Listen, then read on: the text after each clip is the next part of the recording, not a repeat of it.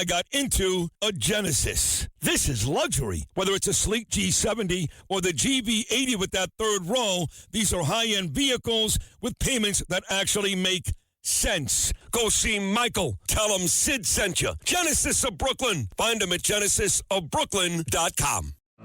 Sid and Friends in the morning. Entertaining and informative. On the Red Apple Podcast Network.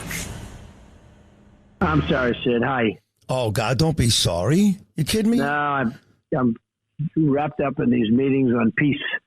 And I said, it's between peace and Sid Rosenberg. And I said, let's take Rosenberg, okay? So.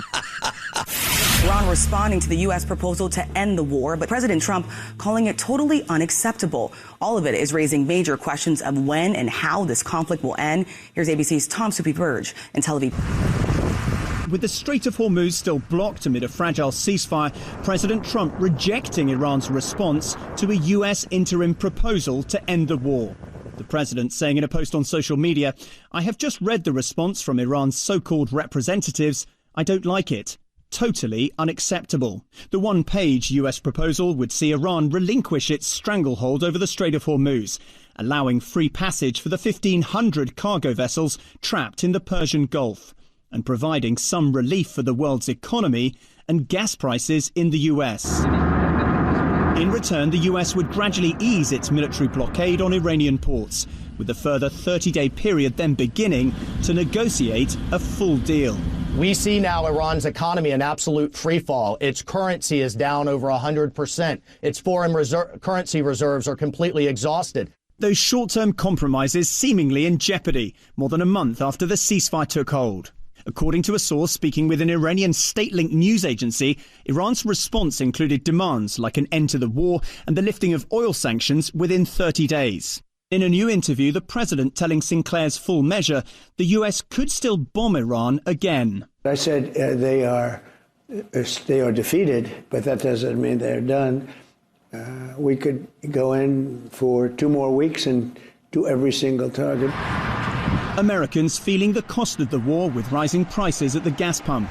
The energy secretary saying today the administration is open to suspending the federal gas tax. All measures that can be taken to lower the price at the pump and lower the prices for Americans, this administration is in support of.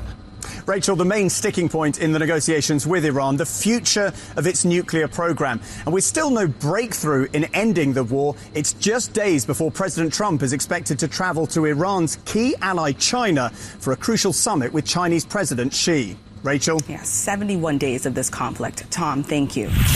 President Trump is expected to travel to China for a 2-day summit taking place Thursday and Friday of this coming week. Now, that trip was originally supposed to take place over a month ago, but it got postponed because of the conflict in Iran. That conflict is likely to be a topic of conversation. China has economic ties to Iran and reportedly offered support to them, supplying Iran with some weapons and weapons parts. The U.S. blockade of the Strait of Hormuz is preventing China from access to Iran's oil. Tariffs and trade are also expected to be on the agenda, with reports of a business delegation accompanying the president on the trip. Remember, the minimum tariff rate on Chinese goods is at least 20%, with that number being higher for specific goods. The Council on Foreign Relations expects the visit to result in some commercial deals, like a Chinese commitment to purchase U.S. soybeans, as well as the possibility of Boeing aircraft. And there's also been talk of creating a board of trade that would determine what products the two countries should buy from one another, tariff reductions, and a way to resolve disputes before they become real problems. Another topic likely to be discussed, China's concern over U.S. arms sales to Taiwan. That'll be of particular importance because, remember, China would like to absorb Taiwan, something the United States is opposed to. Then there's access to the U.S. market for Chinese car makers and rare earth minerals, which are used in everything from your smartphone to defense systems and artificial intelligence. These are of particular importance to the U.S. because China currently controls the majority of the manufacturing supply chain of these minerals. Now, as for the two men, they declared a 1-year trade truce back in November of 2025, and Trump has been pretty consistently maintaining that he has a good relationship with China's President Xi. Trump posting on social media recently, "President Xi will give me a big fat hug when I get there in a few weeks. We are working together smartly and very well. Doesn't that beat fighting? So it'll be a high-stakes trip between the world's two largest economies, and it could have broad impacts, not just on global trade, but on geopolitics and warfare as well. Russian President Vladimir Putin telling reporters he thinks the war with Ukraine could be coming to an end. He spoke after scaled-back Victory Day parade in Moscow during a U.S.-brokered weekend ceasefire.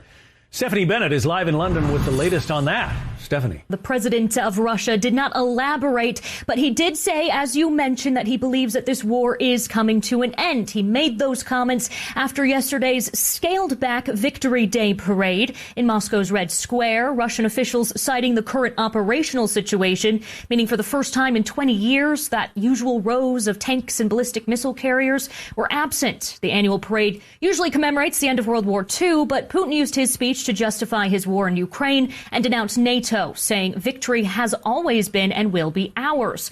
However, additional security measures were put in place amid fears of a surprise Ukrainian attack as Kyiv's drones continue striking deeper inside Russia. Putin's got to feel the military pain in order to get to a ceasefire in this war, which I'm afraid is a long way off. And I'm glad to see Ukraine stepping up to this. And I think that's why we saw this really scaled back parade in Moscow. Putin does not have much to celebrate. And for the first time, North Korean soldiers marched in the parade, highlighting growing ties with Pyongyang and its deployment of troops to support Russia's war effort. Ahead of the parade, Russia and Ukraine agreed to a U.S.-brokered weekend ceasefire. President Donald Trump said it would run until tomorrow, along with exchanging 1,000 prisoners each. However, both sides have reported violations, seeing several strikes and casualties in the last 24 hours. Meanwhile, broader efforts to end the war remain stalled. A Kremlin aide said talks can continue, but Moscow still demanding Kyiv to withdraw troops from Ukraine's eastern Donbass region. These types of horrible acts will not stand. Even on Mother's Day, dozens showed up at Yellowstone Park in Forest Hills on Sunday. Neighbors coming together to say hate has no business in their community. This shall not stand. This shall not stand. The demonstration comes days after the NYPD uncovered multiple swastikas spray-painted at different locations in Forest Hills and Rego Park. Police now looking into this surveillance video in hopes to identify the suspects. They say that an image is as powerful as 1,000 words. That image is as powerful as 6 million souls. The swastika is a symbol of hate, now bringing this community together with a show of support and unity. Doesn't matter what race you are, we are all human. I don't have to be a Jew to empathize with Jews. The latest numbers from the NYPD show a spike of 182% in cases of hate crimes against Jewish New Yorkers, with 31 cases reported in January alone. Neighbors say it's a concerning trend. Just because I wasn't affected by it doesn't mean that I'm not a target. When a hate crime is against the Jewish community here, it's against the American community. Although this gathering was the result of an unfortunate incident, it was also a chance for neighbors to celebrate their culture. What is one thing that non-Jewish New Yorkers should know about your community? Is that we need you. We need to come together. We are stronger together. And folks I spoke with say there is power in numbers. They say by coming together, regardless of their faith, they'll send a message that New Yorkers should stand by each other and stand up against hate. For the second consecutive season, the Knicks will advance to the Eastern Conference Finals. They've won 7 consecutive playoff games.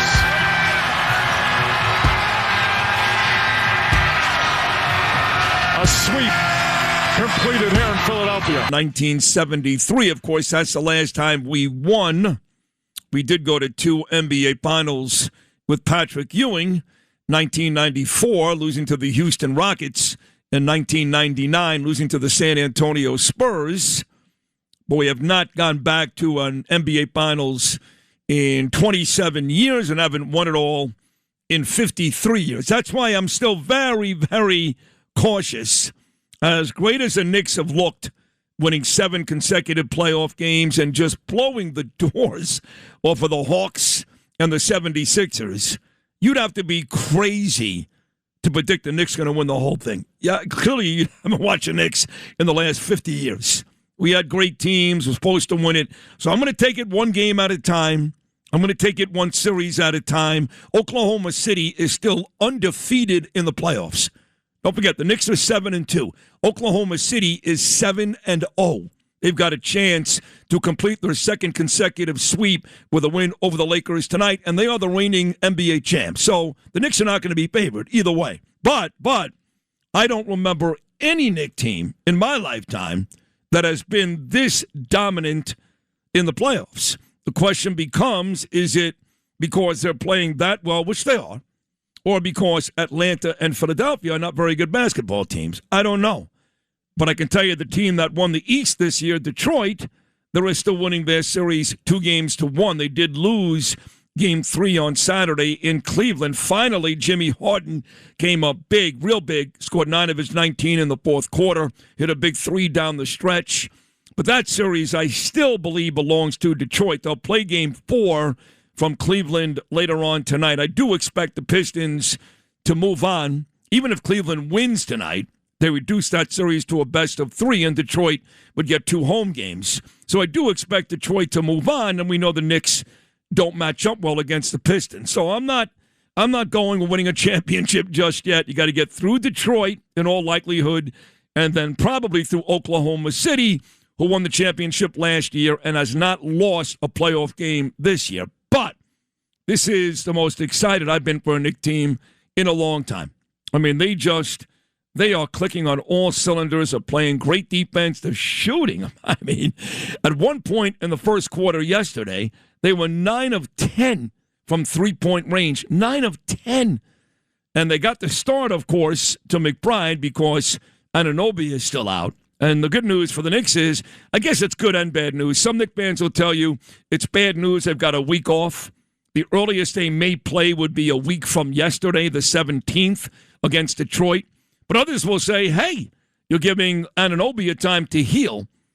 But I got to tell you, McBride started for OG yesterday, and every time he touched the ball in the first quarter, he nailed a 3. They were just open and hitting every shot. And the Sixers, they couldn't do anything about it. They just couldn't. And, you know, by the time that thing went to halftime, you knew that Philadelphia had given up. It was over. First of all, half the fans were Knicks fans. And by the time the fourth quarter rolled along, all the fans were Knicks fans.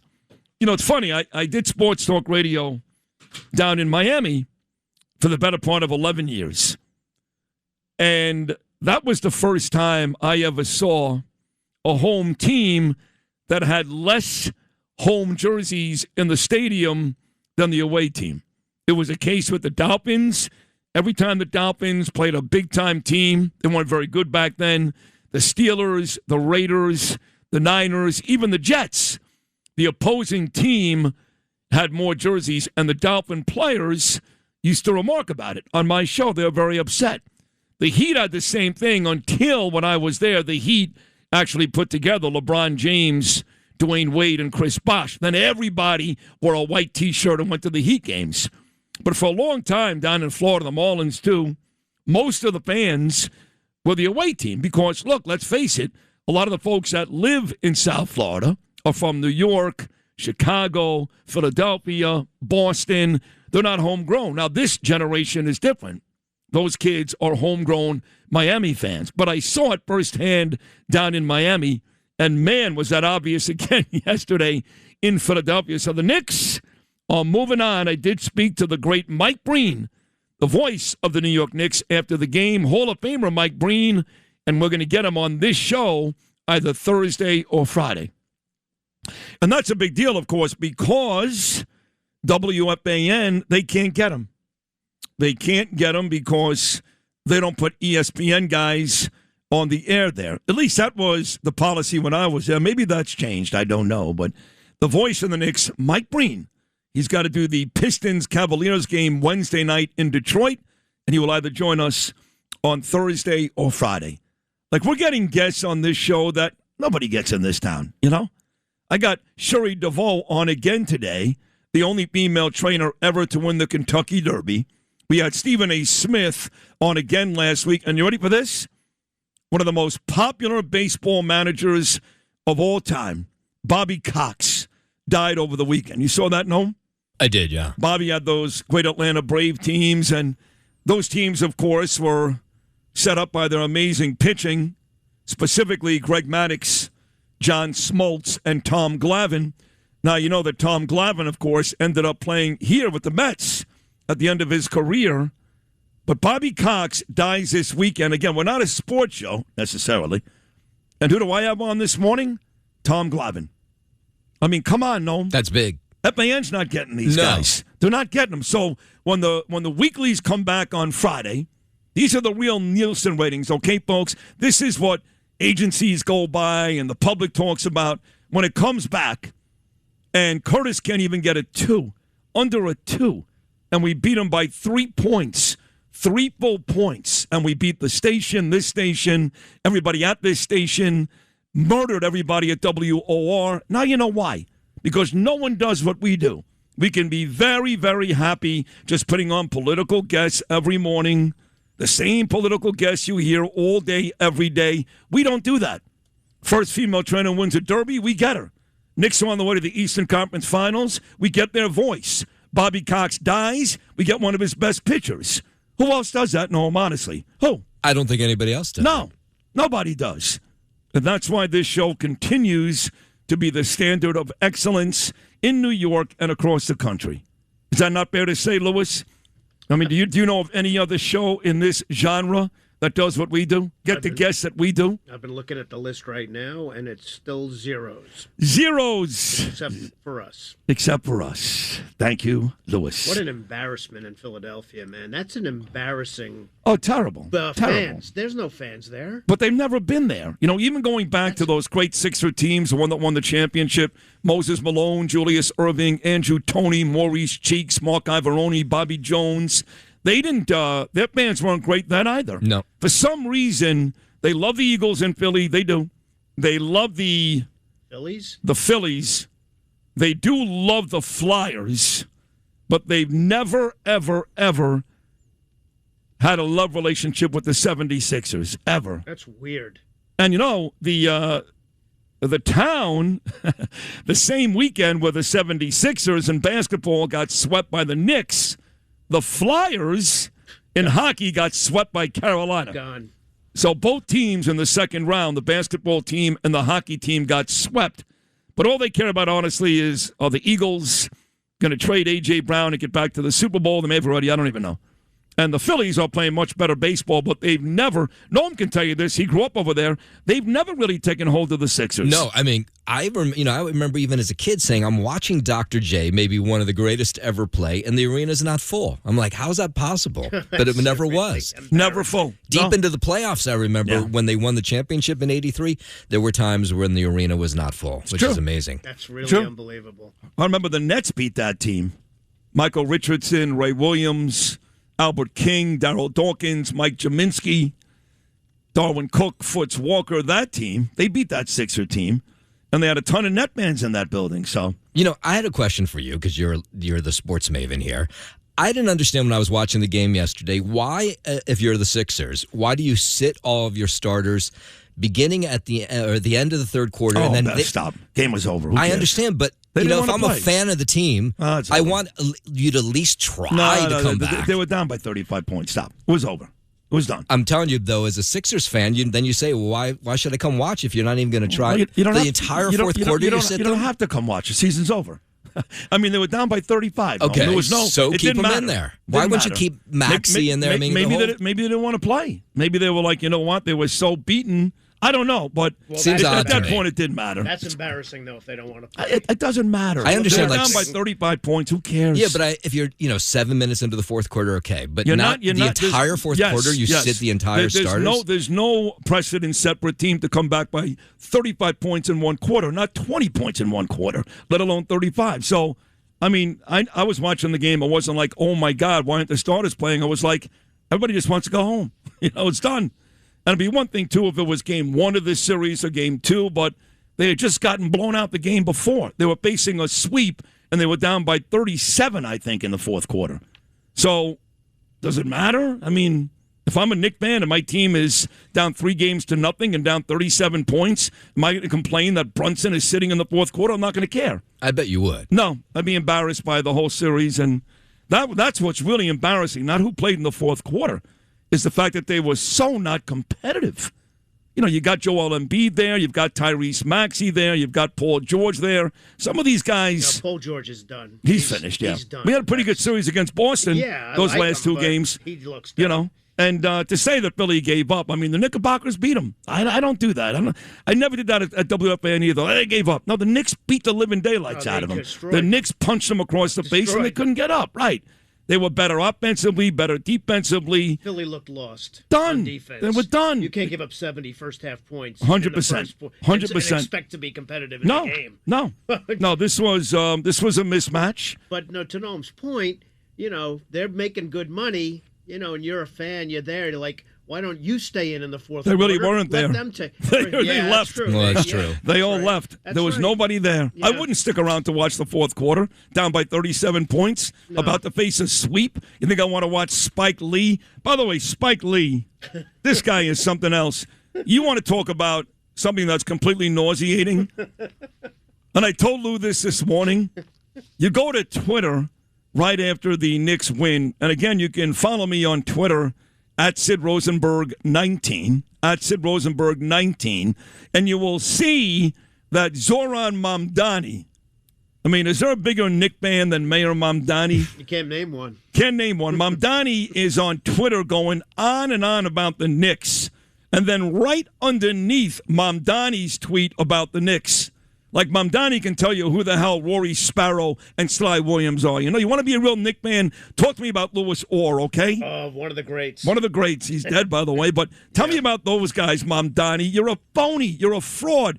Underneath him, Kathy Hochul. Let's go Knicks. Way to go Knicks.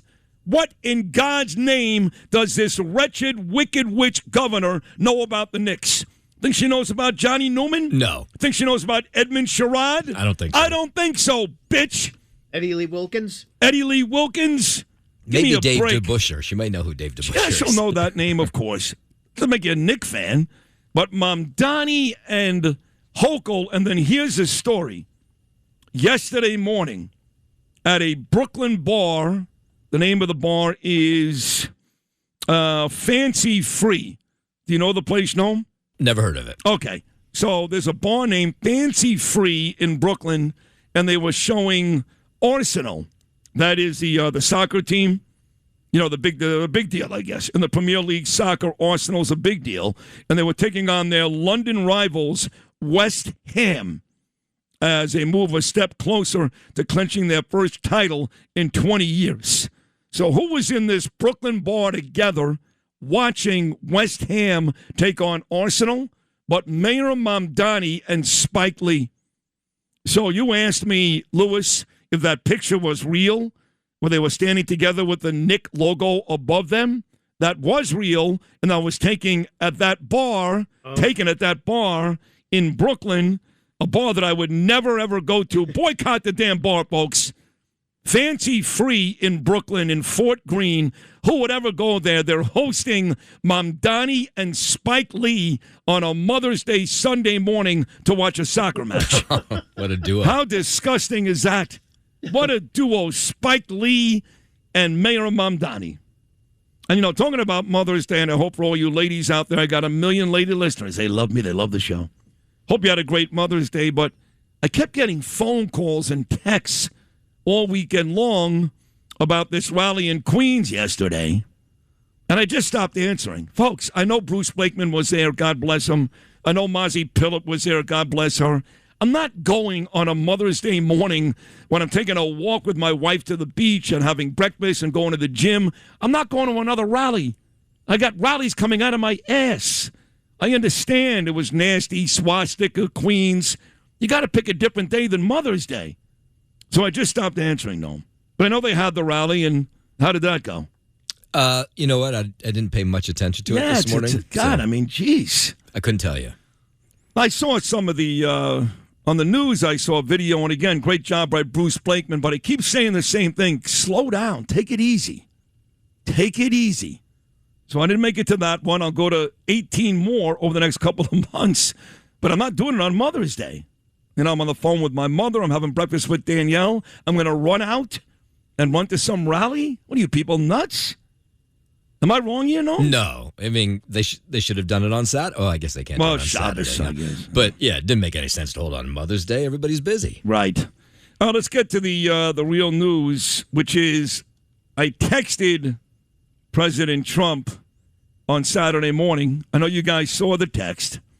And what I do is usually when President Trump answers me back, which is often now.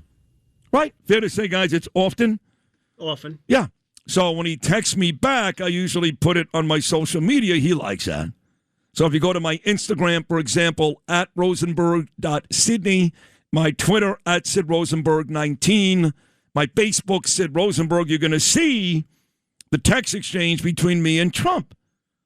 And basically the exchange was, because I'm getting frustrated, because I'm trying to get him on the show the last 2 months, and I was talking directly with... What is her name again? Oh, my gosh, she just had the baby. She just took maternity leave. Caroline Levitt. Oh, Caroline. Yeah, Liz Pipko will be here Thursday. So I was going back and forth with Caroline Levitt and Steve Chang, and Caroline had the baby last week, little Vivi, and she said, sorry, Sid, but I handed it off to Margot Martin and some other folks. So I was texting Margot last week. I never got a reply back. So I texted Trump Saturday morning, Mr. President, I hate to bother you. I know we're in a war, but trying to get you on the show, and no one's getting back to me. Now, again, when I text the president, I never have any real expectation that he's going to get back to me at all, let alone right away. Right away, he gets back to me. He goes, yes to the show. And you ready for this, Noam? Love President DJT. Wait, he wrote that? He wrote love? Love. Wow. Now, I've gotten a lot of responses. Sid, you're the greatest. Sid, you're the best. Sid, Happy New Year. Sid, thanks for checking in when they tried to kill him a couple of weeks ago. He's never, ever, ever ended the text with love President DJT. Now, were there hearts and kissy emojis? No emojis. But it didn't matter. I was sitting next to Danielle, and I started to cry. She said, what's wrong? What's the matter? What's going on? No, wait. Oh, my God, yes. No. I said, Danielle, take a look at this. President Trump just said, love DJT. Not great job. He always signs off with President DJT. But love President DJT. How big was that? That's huge. Huge. So hopefully we'll be on in the next week or two. Because right now it looks like this Iran thing is about to blow up again. And look, folks, here's the bottom line. Iran has zero intention, not 0.5%, not even a 1%, which is still a very low number. They have zero intention of ever giving up their enriched uranium. They're just not going to do it. They are not going to abandon their nuclear program. They didn't do it when those two morons, Barack Obama and John Kerry, did that awful deal, which it took Iran 1 day, not a month, not a year. Listen up, Democrats, you dumb bastards. It took them 1 day to go back on that deal. Democrats go, oh, we had a good deal in place. No, we didn't. I think they broke that deal 73 times in the first year. They're not going to do it. It doesn't matter who it is. How much you try to intimidate them. You can claim you're going to blow up everybody. What do they care? They don't care. They just murdered 42,000 of their own civilians. They're not afraid of stuff getting blown up. And if the heat gets too hot for the big guys, they run someplace else. Let's be honest. You got China right now helping them out, delivering weapons, maybe through the Caspian Sea. I'm not sure. We'll talk to Gordon Chang coming up later today. But President Trump has to know this. They are not going to give up their nuclear weapon ambition no matter what. There's nothing President Trump can say and or do that's going to drive Iran to do that. So if that's going to be the real linchpin between the war ending or going on, the war goes on. And you just got to punch them across the face and keep punching them until you knock them out. Is that a good analogy? No. Yeah, I don't know. Did you see that Bibi Netanyahu was on 60 Minutes last night?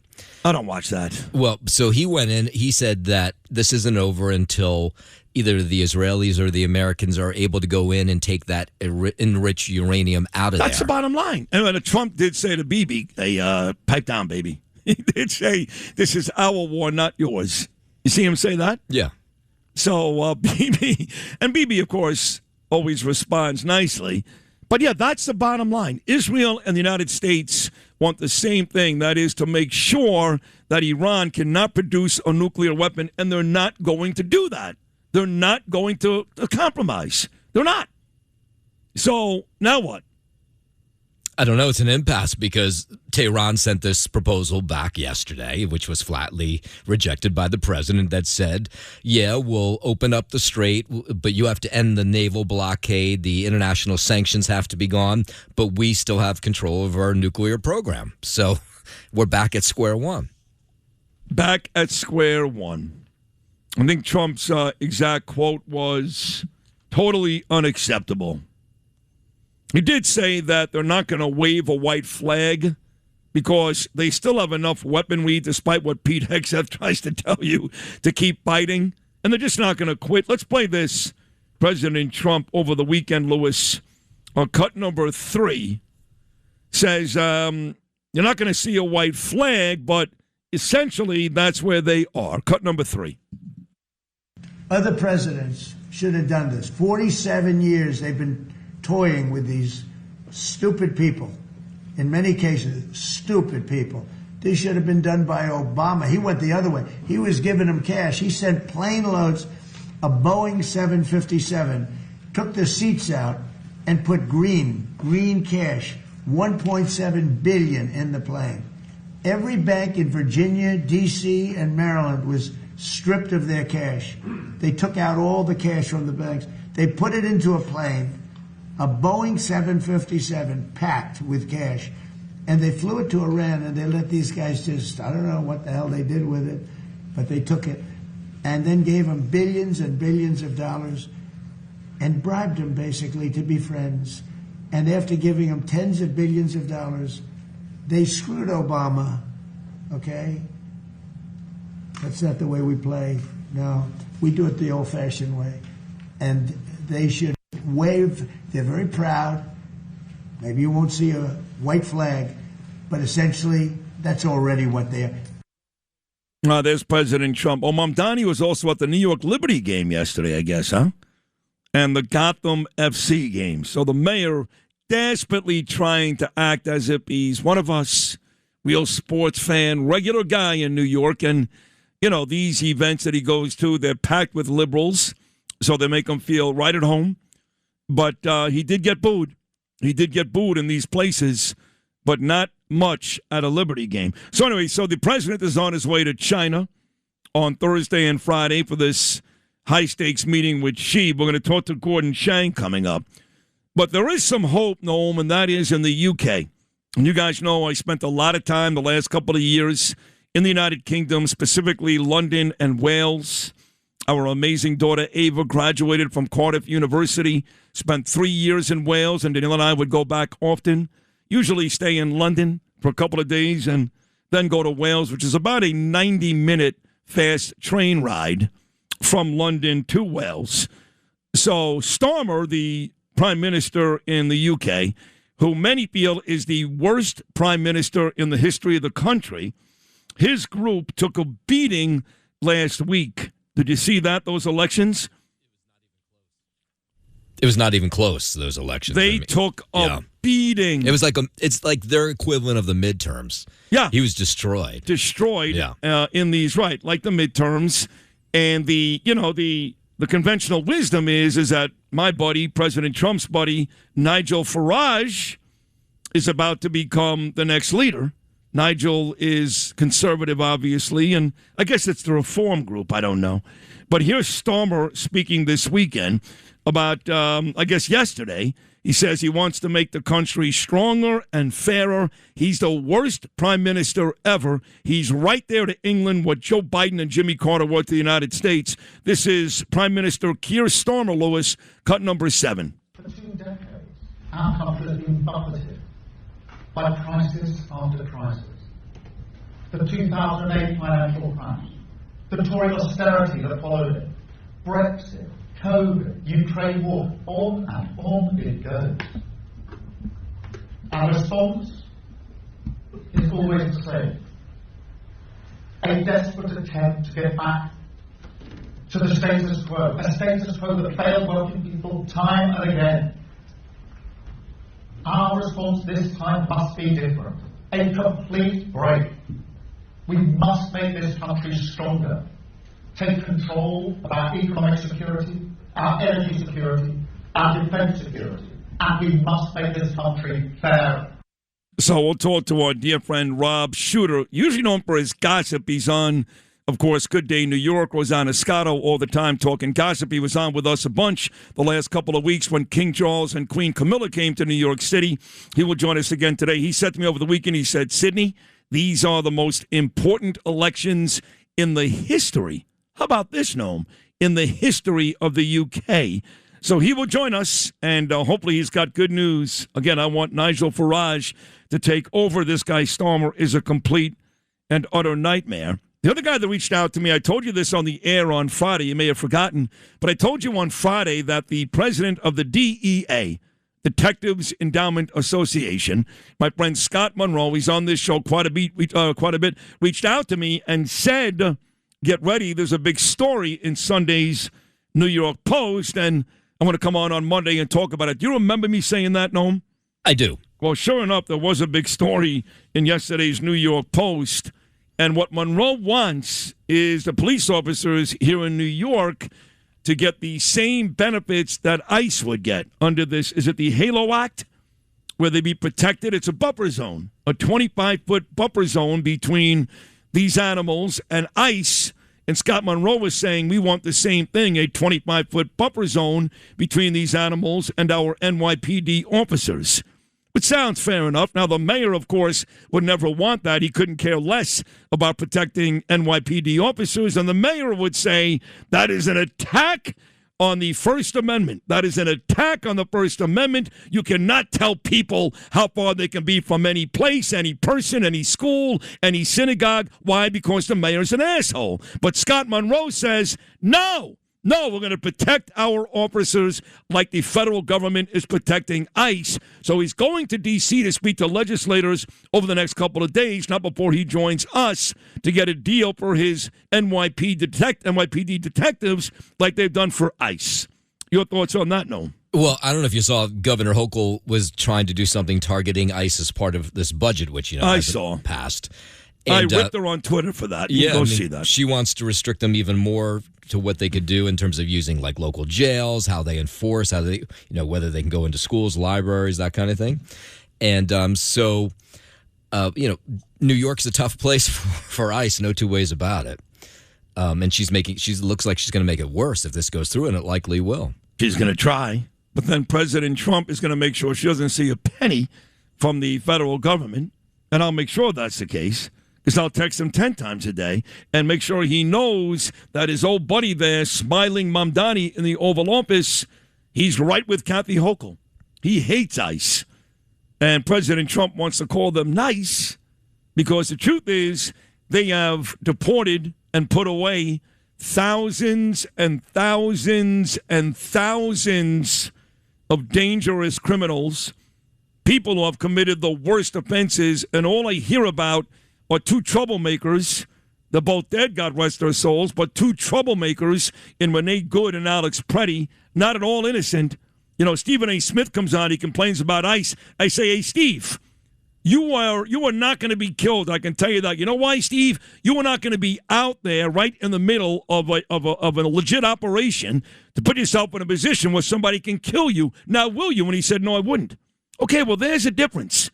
So they're putting away thousands and thousands and deporting all kinds of criminals, rapists, murderers, drug dealers, and two troublemakers end up dead in Minnesota, and that means that ICE is a bunch of thugs. Are you kidding me, Noam? Really? That is going to be the narrative from Brad Lander, that idiot, and Kathy Hochul and Mamdani and a host of others dating back to Andrew Cuomo when he called ICE a bunch of thugs. Yeah, and part of this budget thing is this mask ban. It would prohibit federal, state, local law enforcement, including ICE, from wearing masks while on the job. That's a huge deal for these ICE agents. Ridiculous. It's ridiculous. I mean, they want to kill these guys. As it is, they put their addresses out there. They put their cell phones out there. They're trying to hurt them. These psychos are trying to get these guys killed. And you're a politician? These are law enforcement officers doing the best they can to remove the worst people, not your dishwasher, stop lying, not the guy doing your lawn, stop lying. They're not dragging little kids out of church, stop lying. They are literally deporting thousands and thousands of really bad people, really bad, and you want to make it okay for them to be hunted down by these animals who do it. They've already showed up at Kavanaugh's house and other Supreme Court judges' homes. They've already tried to shoot the president. They shot him once. They shot Steve Scalise. You want these people to have information on law enforcement people trying to make sure our country is safe? What kind of sick bastards are you? That's the Democrats. That's Kathy Hochul. That's Mamdani. That's Brad Lander. That's AOC. That's all these losers here in New York. And you want to know why I hate the Democrat Party. You want to know why. Oh, Sid, calm down. Not everybody is like that. Yeah, they are. I haven't seen all these great Democrats stand up outside of John Fetterman and say, hey, ICE is trying to do their job. They're making America safer. Have you seen a whole bunch of Democrats besides John Fetterman? Have you seen any? No. Any? He'd probably be the only one. Yeah, so stop telling me about these common sense Democrats and they want it to be safe. Where are they? Hakeem Jeffries? Oh, I don't think so. Chuck Schumer? Oh, I don't think so. Who are they? Who are these common sense Democrats? I never hear from any of them outside of John Fetterman. He's the only one. And at this point, it's silly. He even refers to himself as a Democrat. He's a Republican. It's silly at this point. So what am I missing, Noam? Why he's not becoming a Republican? all these Democrats, these common sense Democrats, and they want the same thing we want, and they want safety, and they want us. Where is it? I don't know. I mean, the mask ban really, to me, is the most outrageous part of this whole thing. Because we've seen what's happened to these ICE agents when they are unmasked. They're harassed to no end on social media, but worse, they're harassed in person sometimes in front of their own homes while they're on the job. Now they have their name, they know who they are. And it's not like they're taking home some huge payday that makes it worth it. It doesn't. No, it's terrible. All right, we got a great guest list today. Mondays are always really, really cool. Like I said, Rob Shooter's going to stop by. UK may be on its way back. We can only hope. I love that country. Charlie Gasparino will be here. He wrote a couple of very, very good stories last week. Gordon Chang, as the president gets set to go to China on Thursday and Friday. John Catsimatidis, Scott Munro, the, of course, union president for the DEA. Again, they want that buffer zone just like ICE gets. And we'll also talk to former Atlanta Brave pitcher. He played under the great Bobby Cox, who passed away this weekend. He was also a New York Met.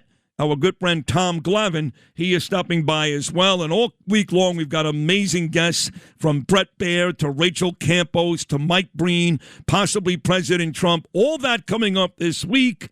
So it should be no surprise that I am kicking the living daylights out of the phonies across the street.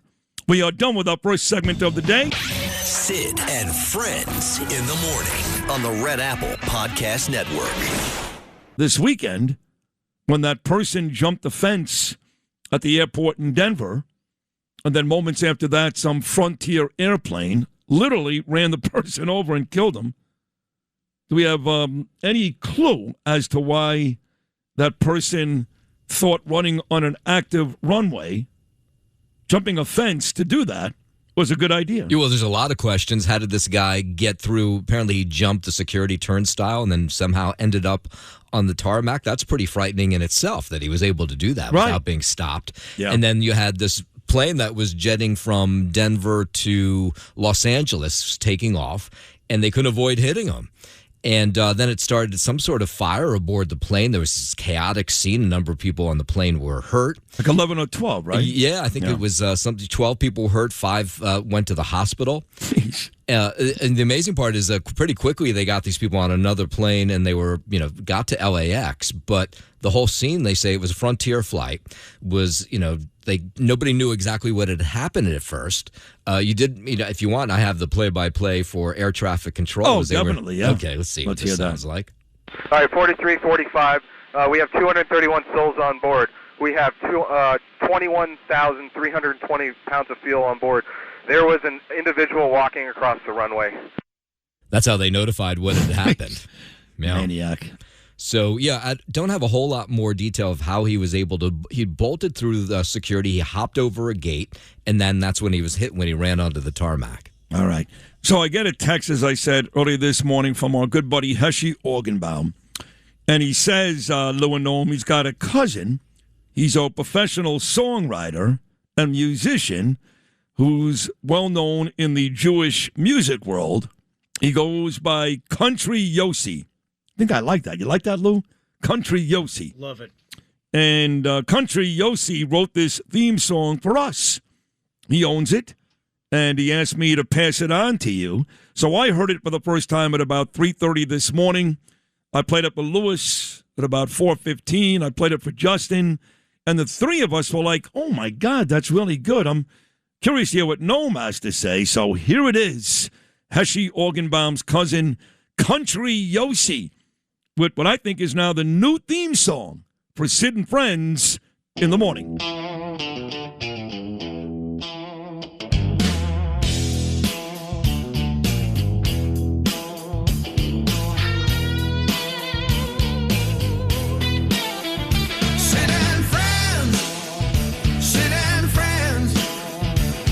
Where smart talk starts and never ends.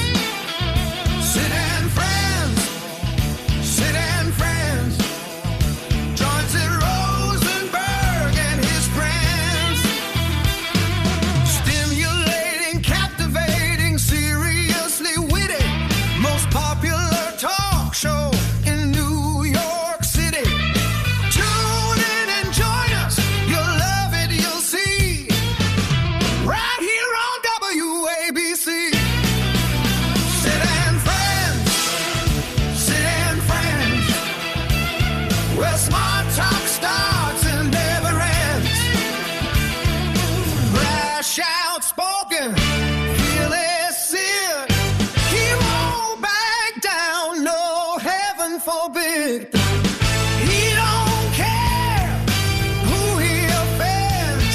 So start your day with Sid and Friends. Sid and Friends. Sid and Friends. Where smart talk starts and never ends. Sid and Friends. Sid and Friends. Joins in Rosenberg and his friends.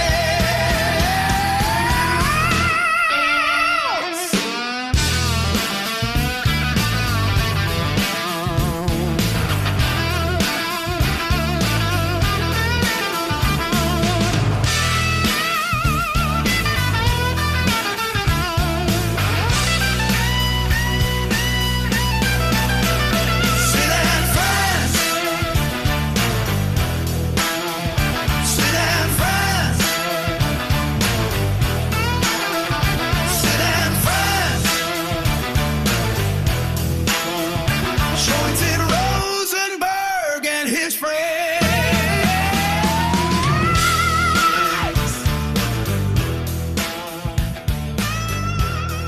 Oh, my God. Pete Morgan checks in. Mr. Peeler Spoilers, he says, effing great. I was shocked. So I get up every Saturday morning during the football season, and I watch that ESPN game day show. It's all college football, you know. And they've got Kirk Herbstreit and Desmond Howard, and used to have Lee Corso, Pat McAfee, Nick Saban. I forget who the host is, if it's Ravitch or one of those guys, Chris something or other. It doesn't matter. But there's a song that is played every Saturday morning, and it's in that kind of country, rock country kind of spirit. So I was not expecting when I saw Country Yossi, I was expecting something to sound like Tradition. Right. You know? You're expecting like a ha ha ha in the middle like of it a somewhere. Fiddler on the Roof. Yeah. That is an unbelievable song. No.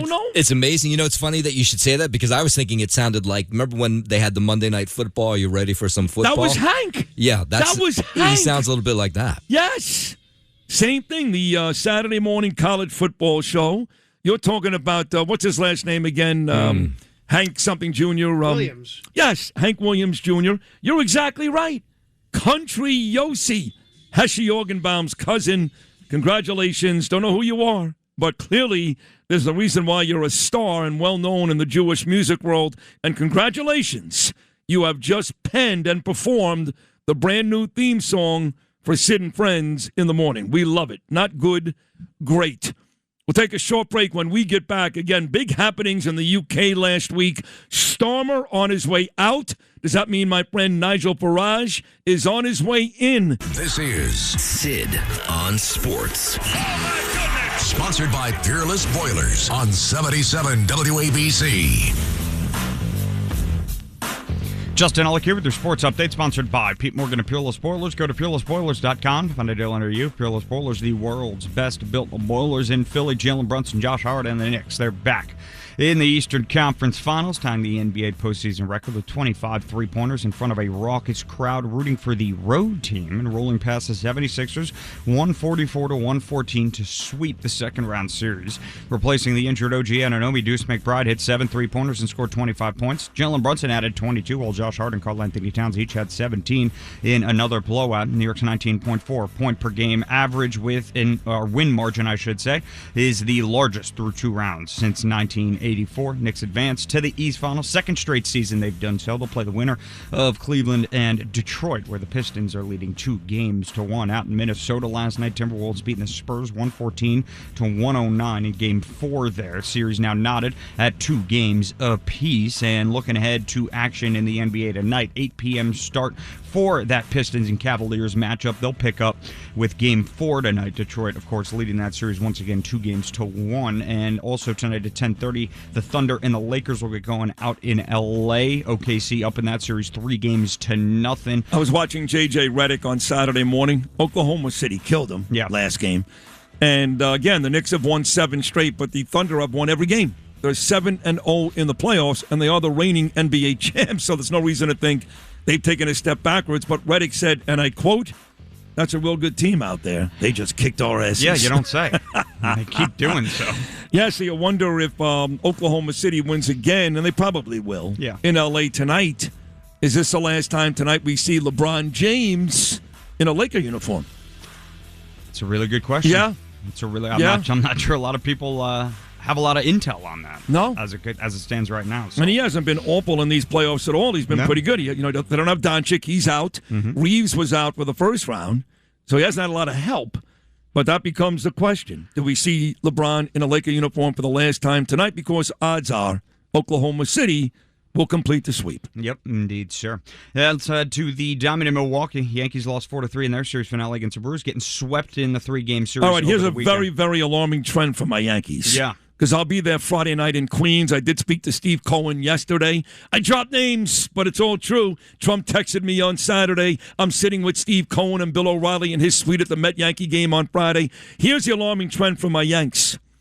Teams that are playing sub-500 baseball, 25-7. Mm-hmm. Teams that are playing better than 500 baseball, 1-8. Oof. 1-2 against the A's, 0-3 against Tampa, 0-3 against Milwaukee. Not a huge sample, right? But 40 games in, or 41, the Yankees have proven one thing.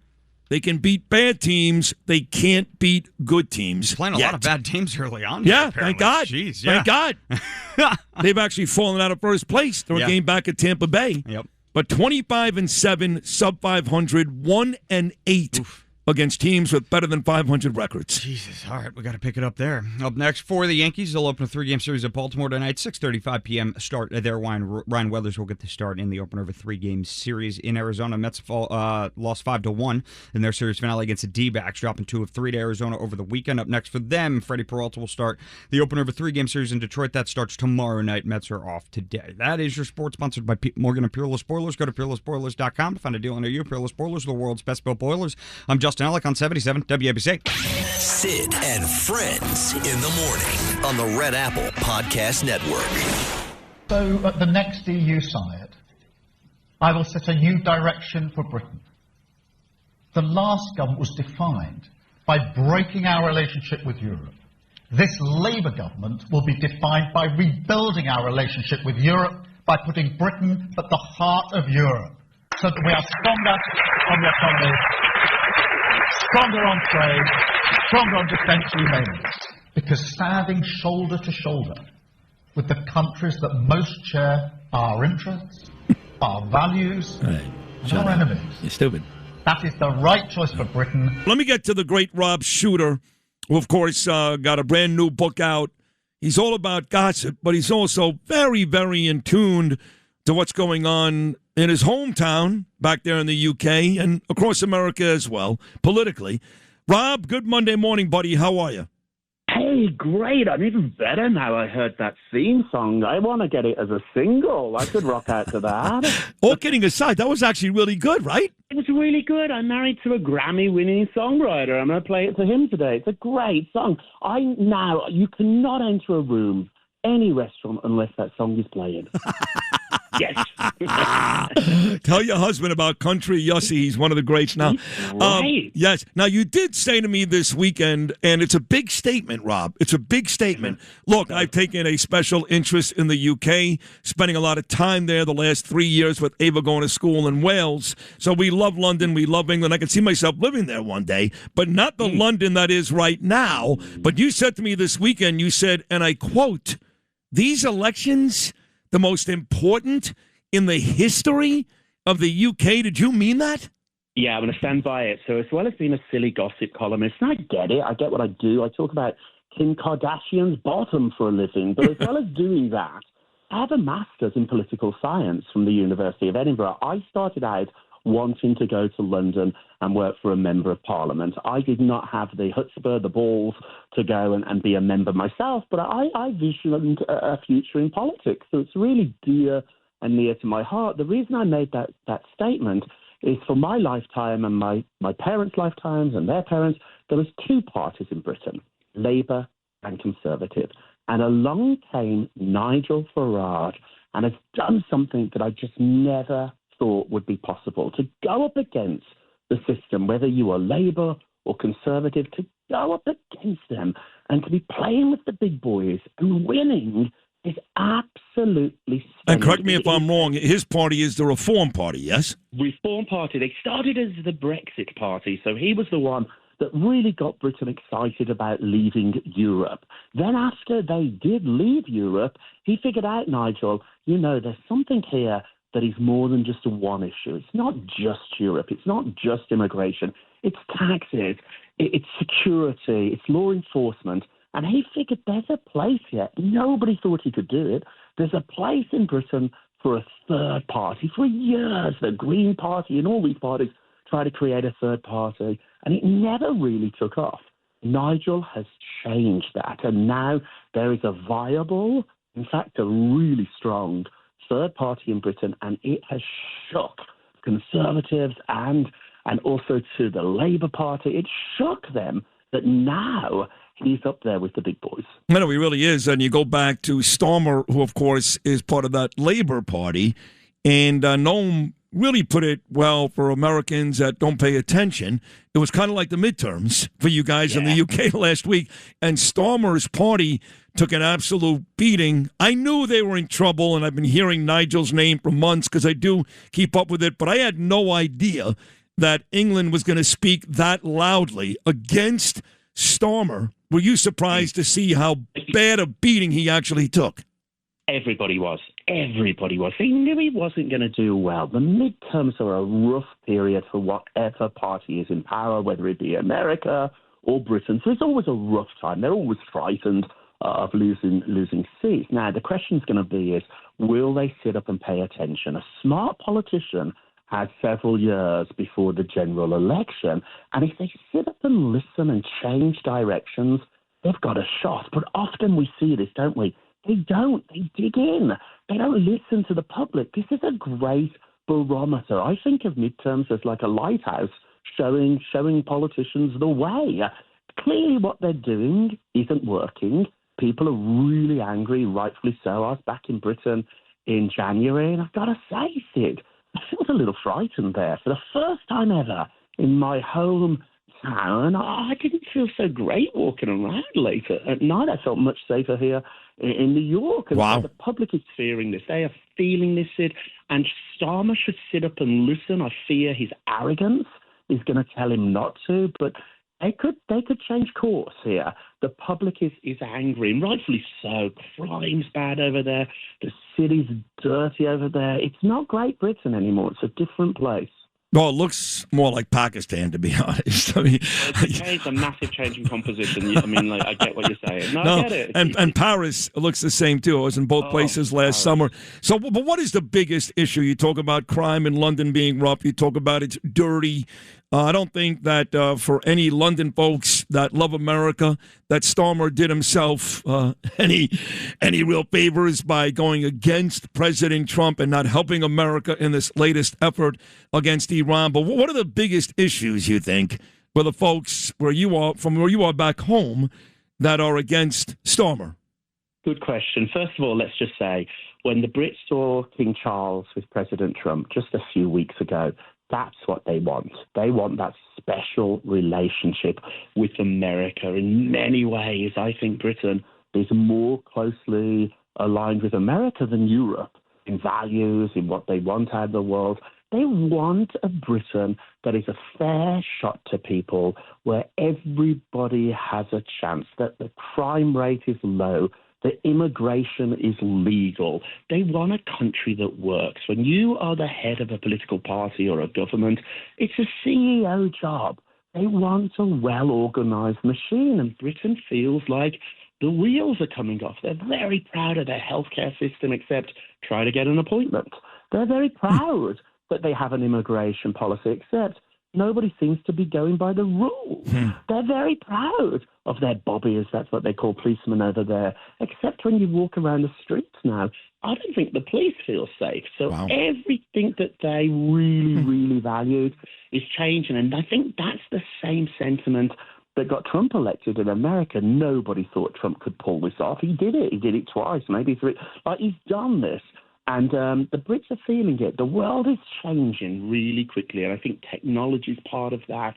And I think people want it to just slow down a little bit. And so at the minute, people in Britain see a ray of hope here. This is being celebrated. There's some people over there who are very upset by these results, but the people have spoken, and now you have to listen to them. And if you don't, in 2-3 years, when Starmer calls that general election, he doesn't have to call it until 2029. So he's got a few years.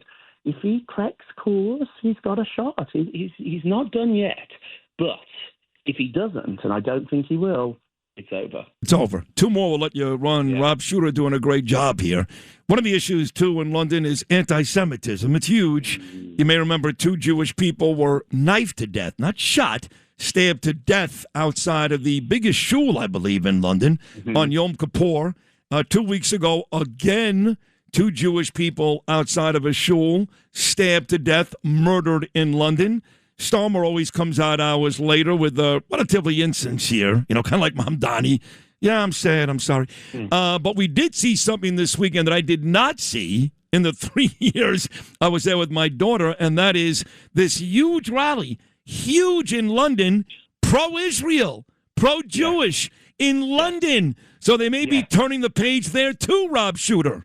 Let's hope so. It's really bad over there. The rabbi of London, the head rabbi in London, is telling Jewish folks to not identify as Jewish when they're walking the streets. Don't wear yarmulkes. Don't give any indication that you're Jewish. You're not safe in London. You're not safe. That's outrageous. Most Brits are really decent, smart people. You have thugs everywhere, but most Brits are against this anti-Semitism. But the leaders have to stand up. And I know that they want to be pro-Palestine, and I get what they're saying, but they can't throw the Jewish people under the bus. It's become really cool throughout Europe, and in some ways in America, to hate on Israel. It's got to stop. Benjamin Netanyahu was on 60 Minutes on Sunday night, and he was talking about how it's time for Israel to stand on their own. They don't want to have the funding from America anymore, the billions of dollars. I think that's a really smart move too. Americans, people don't want to feel like they're paying for another country, and so Israel's trying really hard to reset this, and I think too, leaders have to stand up. But what's going on for Jews in London, in Paris, it's dangerous. Terrible. Here in New York, too, as you said. One more. I think a lot of folks really believe, and I do, too, that part of the reason why Nigel, the Reform Party, formerly Brexit, is now the darling of the week ahead of the Labour Party, like you said, a Conservative Party. The reason why that's the case is because he is very similar in his philosophies, in his policies, in his demeanor to one Donald J. Trump. That he inspires the London people because watching Nigel is like watching Trump. Your thoughts on that? Yeah, I think it's even bigger than that. And I think I've known Trump for 20 years. What his skill is, he talks like us. He talks like my mom, my dad. Like there's common sense there. So I don't think Nigel is getting rewarded because he sounds like Trump. I think Nigel's getting rewarded because he sounds like Brits. What he is saying is reflecting what the public says. Trump reflects what America thinks. And I think that's what you want in a politician here. I don't want somebody who doesn't make any sense to me. I want someone that says it as it is, has some common sense. We just got so out of whack here, and we just need a little bit of common sense. You know, some people think it's radical. It's not. It's common sense. And so Nigel talks like the every man, every woman, and how can that not connect? When you hear somebody talking like your friends talk, like you talk, your success on your show, you say it as it is. Remember our friend Wendy? She used to just say it. Yep. And a lot of people are scared of saying stuff these days, and Nigel's not that guy. He's not scared. Nigel, a radio guy like I am, and yes. maybe when he becomes prime minister, they'll maybe put my show on. I think I would kill it mornings in London, don't you, Rob? I think it should be TV, though. With that face, Sid, I think it's wasted on the radio. You don't need the BBC. You got Sid. You're right. To put me on television, to put me on radio, that'd be great. I'd move there tomorrow. Anyway, what a great segment. And you have now, congratulations, you've earned the right to be our new Europe correspondent. Do I get a theme song? I want a theme song. Yes. Well, you got to reach out to Country Yossi. He'll put that together for you. Right. Congratulations. Wait a second. Your husband is best friends with Barry Manilow, no?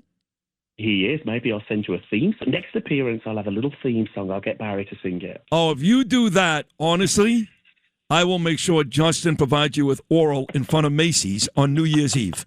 How about that? Deal. What more could a boy want? Good news for Britain, my friend. Really, seriously, good news. Yes, it is. And you were great this morning. Thank you so much, Rob Shooter. We'll do it again very, very soon. Thank you so much. Take care, my friend. I love it. A regular. Take You're care. great. Man. You are regular. Rob Shooter right there, filling in us on the latest, which is PM Starmer and his party, which, of course, is the Labour Party in England.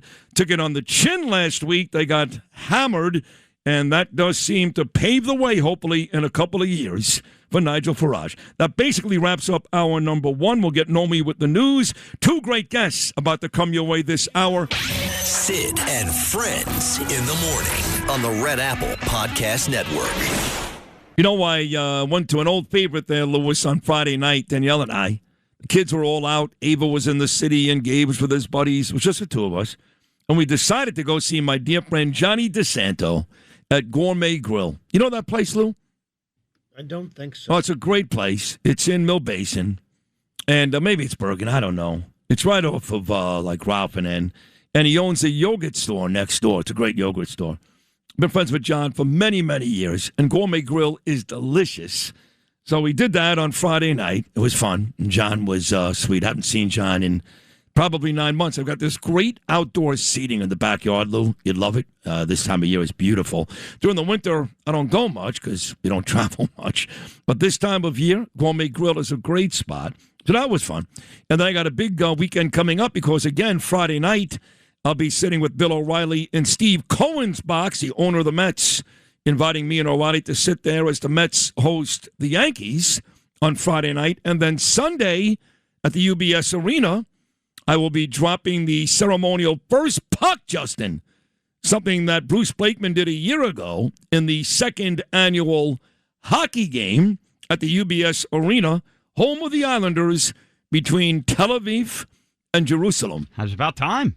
Yeah, well, you got snowed out the first one. I know. It's great that they're finally getting it. It's great that they postponed it. It's great that they're doing major snowstorm, you may remember, hit us on a Sunday, so they had to postpone the game, but it's back coming this Sunday. So lots of cool stuff coming up. And don't forget, folks, a month from today, literally 1 month from today, today's May 11th, June 11th, day one of World Cup soccer. All right. Oh, that'll not be a mess. Good. Oh, God, what a mess. And again, that reminds me, now every time I hear soccer, I'm going to be reminded of the idiot mayor, moron mayor, watching Arsenal soccer against West Ham. I mean, what kind of loser does that at a Brooklyn bar with Spike Lee yesterday? Oh. I know he's a longtime Arsenal fan. That much I know about Mamdani because he grew up watching soccer, obviously. Well, who's it? Who was Spike Lee's a long time? No. The mayor. Mamdani. Yeah. He's not from here. Right. That's what I'm saying. When he starts tweeting, "Let's go Knicks," I want to punch him across the face. Who do you think you're talking to? And Governor Hochul, "Let's go Knicks." Really? Stop it. Just stop it. So you'll go watch your soccer because you're from Africa, and with Spike Lee, who's should be put in prison at this point for treason. Although it was very nice in the opening day at Yankee Stadium. I'm still shocked by that. He made his way towards me like a beeline, said hello, and shook my hand. Much to the surprise of my wife, she's like, "You just said hello to Spike Lee? I wasn't even paying attention. I was looking at my cell phone." But now I'll never talk to Spike. It was bad enough he dressed as a Palestinian, that moron, at an NBA All-Star game. Now he's hanging out with another guy who loves dressing as a Palestinian, Mamdani. Watching a soccer game at a bar in Fort Greene. What's the name of that place? Forget the name there, Justin? What's the name of that bar in Fort Greene? Nobody should ever go there. It's called Fancy Free. Fancy Free, never go. Fancy Free, don't go there. That's from Mamdani and Spike Lee go. How about that? Never a go. Terrorist sympathizer and a racist. Don't go. Sounds like the old joke. What do you get when a terrorist sympathizer and a racist walk in a bar? Oh, I tell you, it ain't good. I tell you right now. It's terrible. Sid and Friends in the morning on the Red Apple Podcast Network. My kids are extraordinary.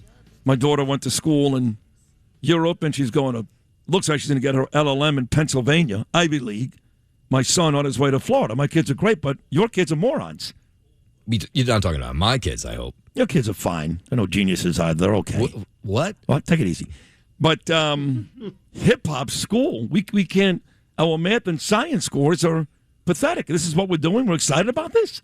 Yeah, well, there's a whole application process that's going to happen. It's going to be hard to get in there. Send your kids there. My kids are at high school already. So. But if they were eligible to go to high school. Yeah, absolutely. I would say that. You happen to have very bright children. They could be the next Jay-Z. You never know. Right, sure. True. Gabriel and Jeremy. Oh, yeah. What a mess. One thing China does not have is somebody to assume the Grandmaster Flash mantle. That's Gordon where Chang we will be got them.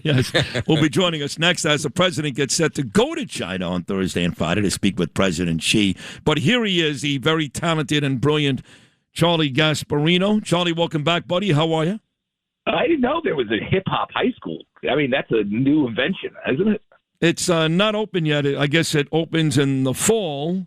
And again, like I said, don't complain that our kids are morons and not getting math and science scores when they're going to be learning about digital underground and, I mean. Do you remember, Sid, do you remember the Big Duke rap? No, what was that? It was a rap that mimicked John Wayne's voice. It was called the Big Duke rap. Big Duke rap. Now, you have to be talented to come up with that. That's genius stuff.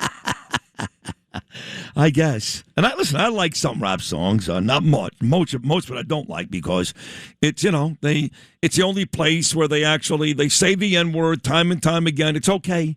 It's okay for them to say it. And it's in just about every song 100 times. And they still treat women like garbage and cops like garbage. Still, that hasn't changed in 20 years. So I'm not a big fan of the whole genre. There's a couple of decent songs, but my God, that's a school coming to New York. That's what we're excited about. In the meantime, all of our millionaires and billionaires want to get the hell out of here because the mayor is a moron, a complete moron. And what's going on with Ken Griffin, Charlie Gasparino, is there any way to make a logical explanation for the mayor? No, I mean, it was a stupid stunt. Listen, I want to say this, Sid. I don't wake up in the morning, saying I got to defend billionaires. It's just not my DNA as a son of a union iron worker. But hold on. At the same time, You don't wake up in the morning saying, I need to find a way to thrash billionaires. Well, that's the whole point, and that's my point. My point is we need these people because they pay a lot of taxes. Believe it or not, Ken Griffin doesn't live in the city, right? So he owns a penthouse where he pays a lot of property tax, by the way, and doesn't use any services. So just think of the illogic of what he did. On top of that, we should be demonizing them. I mean, again, they keep the lights on in this city that, if you listen to Zohran Mamdani, it just shows you how stupid he is and how stupid people are who voted for him. He makes it sound like this was like rapacious capitalism before he got into office. New York City has got the biggest welfare state out there. I mean, it has you have free health care to the indigent. You have obviously rent control. You have all these subsidies. If you're poor in this city, you do pretty well. You do okay. If you're a migrant and you come to the city, if you're an illegal alien, you do okay too because you probably get a debit card on top of your free health care and everything. If you're working class, middle class, it's tough. I get it, but it's tough because of the system is so expensive. To run this type of welfare state that transfers wealth to very poor people and including imported poor people, it costs a lot of money. The main people who pay that are the rich billionaires. They pay it through corporate taxes. They pay it through high property taxes, and to chase them out is the height of stupidity. It was also like horrendous, like just optically bad. We live in a very sick society right now, particularly with left-wing violence. I mean, we have left-wingers, basically trying to assassinate people like the president and assassinating people like the United Healthcare CEO. To put a target on Ken Griffin is just so outrageous. I mean, it just made me sick watching that thing. So I think he should be – I can't believe he's not castigated more every day in the New York Times for that. I mean, literally – just doing that stunt was just so reckless. It's beyond the pale, I think. New York Times will never go against Mamdani. They never do. But, on top of this Ken Griffin debacle with Citadel and the $6 billion business venture he wants to do right around the corner here on 350 Park Avenue is this second home tax. I don't pronounce it that French way. How do you say it? The Pierre, who cares? It's stupid. I think it's called Pierre. Whatever. Well, I'm from Brooklyn. I'm not from Paris, okay? It's a second home tax. For some reason, people who have succeeded in this country and they're able to afford a second home, again, they're being punished. People say to me, Sid, you're a moron. You don't get it. It's not about punishing people who are successful. Well, what is it then? I don't get it. I've got a second home. I've worked hard enough to get that. And if it's worth over $5 million, I've done really, really well. You're going to tax me more. I don't know, Charlie. Sounds like a punishment to me.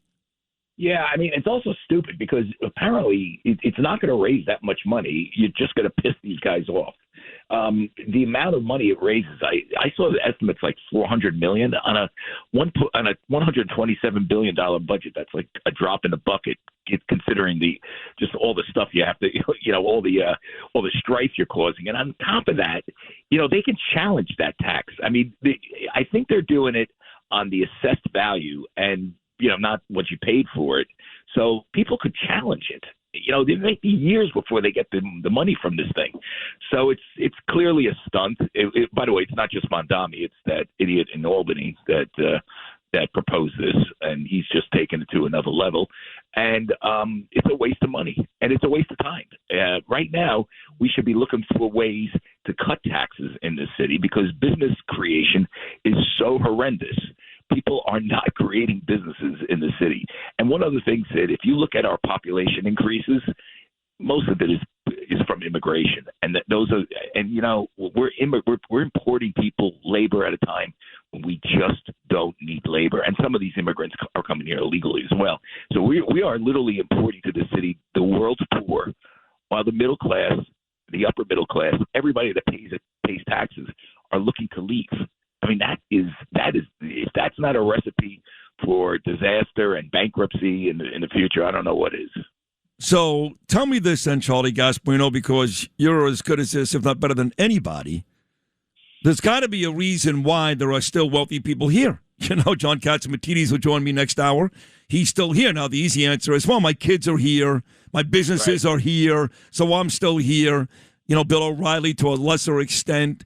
Tell me what we do right in this city or this state that would keep somebody of that ilk here. Well, Wall Street is still here. I mean, J.P. Morgan has its headquarters. But here's the problem. And we do have good hospitals here. NYU Langone is, that's my hospital. By the way, I know everybody at that hospital. I had prostate cancer, Sid. I didn't have to pull one string to get great treatment. Yeah. That's how good. Thank God you're okay. And you're right. Yeah. I use NYU Langone as well, and Dr. Mark Siegel is a dear friend of mine. But, by the way, just I want to get back to what's good here, but even if you die, God forbid you die, in this state, they're making it so expensive you can't even die here. That's true. Now, but here's what people are doing, and people forget this. People or they're not taking this into account. They are keeping New Yorkers are moving, buying stuff in Florida, staying there like half the year plus one, and they keep their place here because they don't want to totally move out. They still want to tap in to the healthcare system in particular. I know this for a fact because I know a lot of rich people who like the fact that their doctors here. We have good hospitals here. By the way, hospitals are getting better throughout the country as well as you get. No, they are. But what's funny about what you just said, I was talking to Sean Hannity about this. So every time I talk to Sean, which is pretty often. And he's down there. And he's down there, and he says to me, Sid, you're an idiot. I go, he actually says that. I go, what do you mean? He goes, you're still there. He goes, I guarantee you, Sid, there's a radio station in Florida that would love to have you. I promise you that's the case. At the very least, have your boss set you up in Florida. Why are you still there? I said, well, I'm considering doing what a lot of New Yorkers are doing, which is I lived in Boca for 16 years. Let me go back and spend half plus one. He goes, Sid, that doesn't work. He said, when you do that, they come after you for taxes like you wouldn't believe. So Hannity at least said to me more than once, if that's the route which you want to go, it is fraught with peril. Well, it is. You have to really keep track of when you're down there. I mean, you have to have documentary evidence. But, the law is the law. You know what I'm saying? It's hard to – and they are pains in the asses here, and trust me. And you know what? They will focus on people like you and me, because we are outspoken, right of center, Handsome, very handsome. And good looking. Right. So, of course, Kathy Hochul hates us, so, I mean, when you put all that together, of course, we got a target on our backs. But, the law is the law.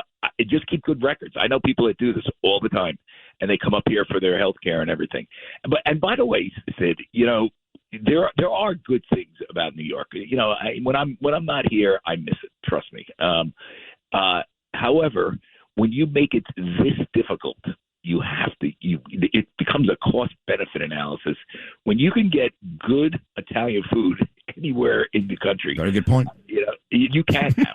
Of course. You don't have to be up here for this stuff. No. And, by the way, who's got great Italian food? Kansas City. Forget about Florida. That's a long time. They've always had it. Yeah. You know why? There was a big Italian neighborhood. I went to school in Missouri. No, that's where the mob was. That's when you see the movie Casino, for example, when they used to count up all the winnings from the Vegas casinos, and all those meetings all took place in Kansas City. Yeah, there was a big crime family there. And then St. Louis has a huge Italian neighborhood. It's called the Hill. Yeah. But you'd be surprised what's in South Carolina. The great food that obviously because you have a Charleston food scene and that's taken off. But they announced they did announce last week that the biggest migration states for Republicans, and the reason why Republicans can't win here, even me, because I'm considering running for mayor in 2029. I really am. Right. And I think I do okay. But the problem is the Republicans are all gone. But they did say outside of Florida and Texas, the number 3 state right now for New York migration, South Carolina. Absolutely. And, I was talking to Ron DeSantis. I was at the Milken conference last week. I interviewed Ron and the Governor DeSantis, and I interviewed Tim Scott, the South Carolina senior senator from South Carolina. He's the head of the banking committee. They're both great guys, by the way. And, so Ron was saying, the problem, he said he told Lee Zeldin when he ran for governor, one problem that you have is so many people have moved down here. And I think that's the problem that Bruce Blakeman's going to have because there's just so many taxpayers, like people who care, that are right of center, not even like far left liberal, but anybody in the middle is looking at Florida and other places to migrate because of just the dysfunctional government. And it's not just taxes. One thing about these rich guys, and I know this, and whether it's Ken Griffin or whoever, and this is the point I made in my story in the Post, is that they don't mind paying more taxes. The penitentiary tax, like they can't afford that. Of course they can. It's that it's going into a sinkhole. Number one. Number two, they're being attacked as villainous. That's number two. Right. And the services that it's paying for are non-existent. The schools here are horrible. Okay, let's be real clear. Garbage piles up. The policing, not that the cops are bad, but they're proverbially handcuffed to be aggressive police. We have homeless all over the place. You don't get a lot for your money here, and that's one of the problems. Want to hear something interesting? So I'm out in L.A., and, I was staying in Beverly Hills because that's where the conference is. I barely saw a homeless person in Beverly Hills. Now, you go into L.A., and it's a mess. Oh, they're everywhere. It's worse than New York. L.A.'s worse than New York, to be honest. Yes, it is, because they actually have encampments. I mean, I'm sure we have encampments here. I just don't see that many of them. But if you go out to Brooklyn, someone told me for a while there was an encampment underneath the BQE in Williamsburg. Yes, Bell Parkway too. Bell Parkway too. I mean, that's like nuts. But I'm just saying that if you don't get much for your money here, and it's becoming a cost benefit analysis that most people are saying, I'm gone. And by the way, when you're rich, let's be real clear. It's easier to deal with this stuff. You have people driving you. You don't have to take the subway.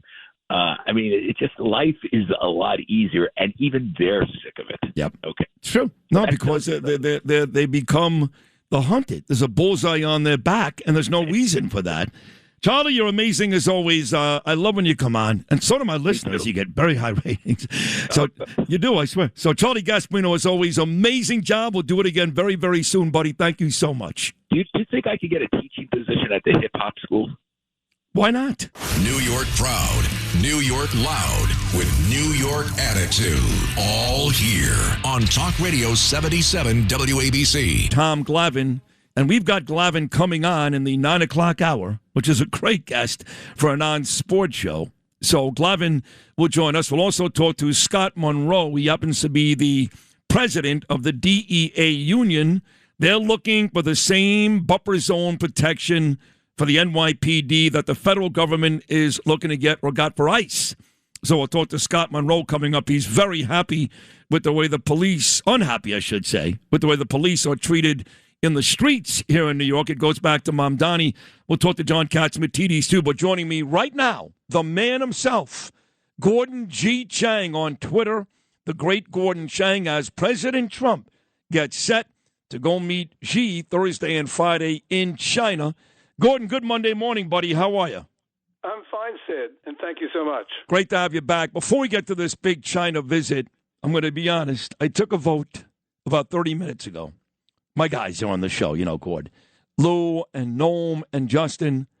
I said, if I ask Gordon Chang in 30 minutes, which is now, the Hunter virus, did that originate in some wet lab in China, much like the coronavirus? What do you think he says? And do you know it was unanimous? 4 for 4 said that Gordon will say that, yes, this virus was created somewhere, also not very long before the midterms. Good timing. What do you think the truth is about this latest virus?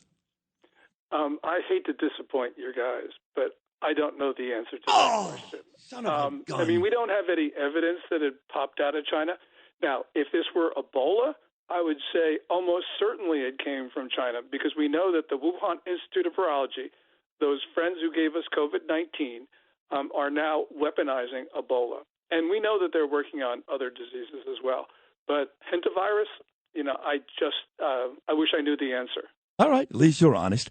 Let's get to what's going to happen on Thursday. This trip was supposed to happen last month, but of course the Iran war made sure that Trump didn't go. But he is going this Thursday. It's a big 2-day meeting with Xi. Trump posted on social media recently President Xi will give me a big bat hug when I get there in a few weeks. We're working together smartly and very well. Doesn't that beat fighting? So Trump is telling everybody things are all good, but I'm hearing reports that China is still supplying Iran with weapons, maybe through the Caspian Sea, that China is very involved in keeping Iran afloat in this war against America. Does Trump not know that, or is he just being very nice? What's the truth, China and Iran? I don't know what Trump actually knows, but he does have the U.S. intelligence community. So my answer would be he must know the Chinese are supplying the Iranians with weapons that the Iranians are using to kill Americans. So, for instance, those 6 Americans who were killed on March 1st, those were Iranian drones. Every Iranian drone has Chinese microchips or microchips that the Chinese sourced from others. So, yeah, I'm sure Trump knows.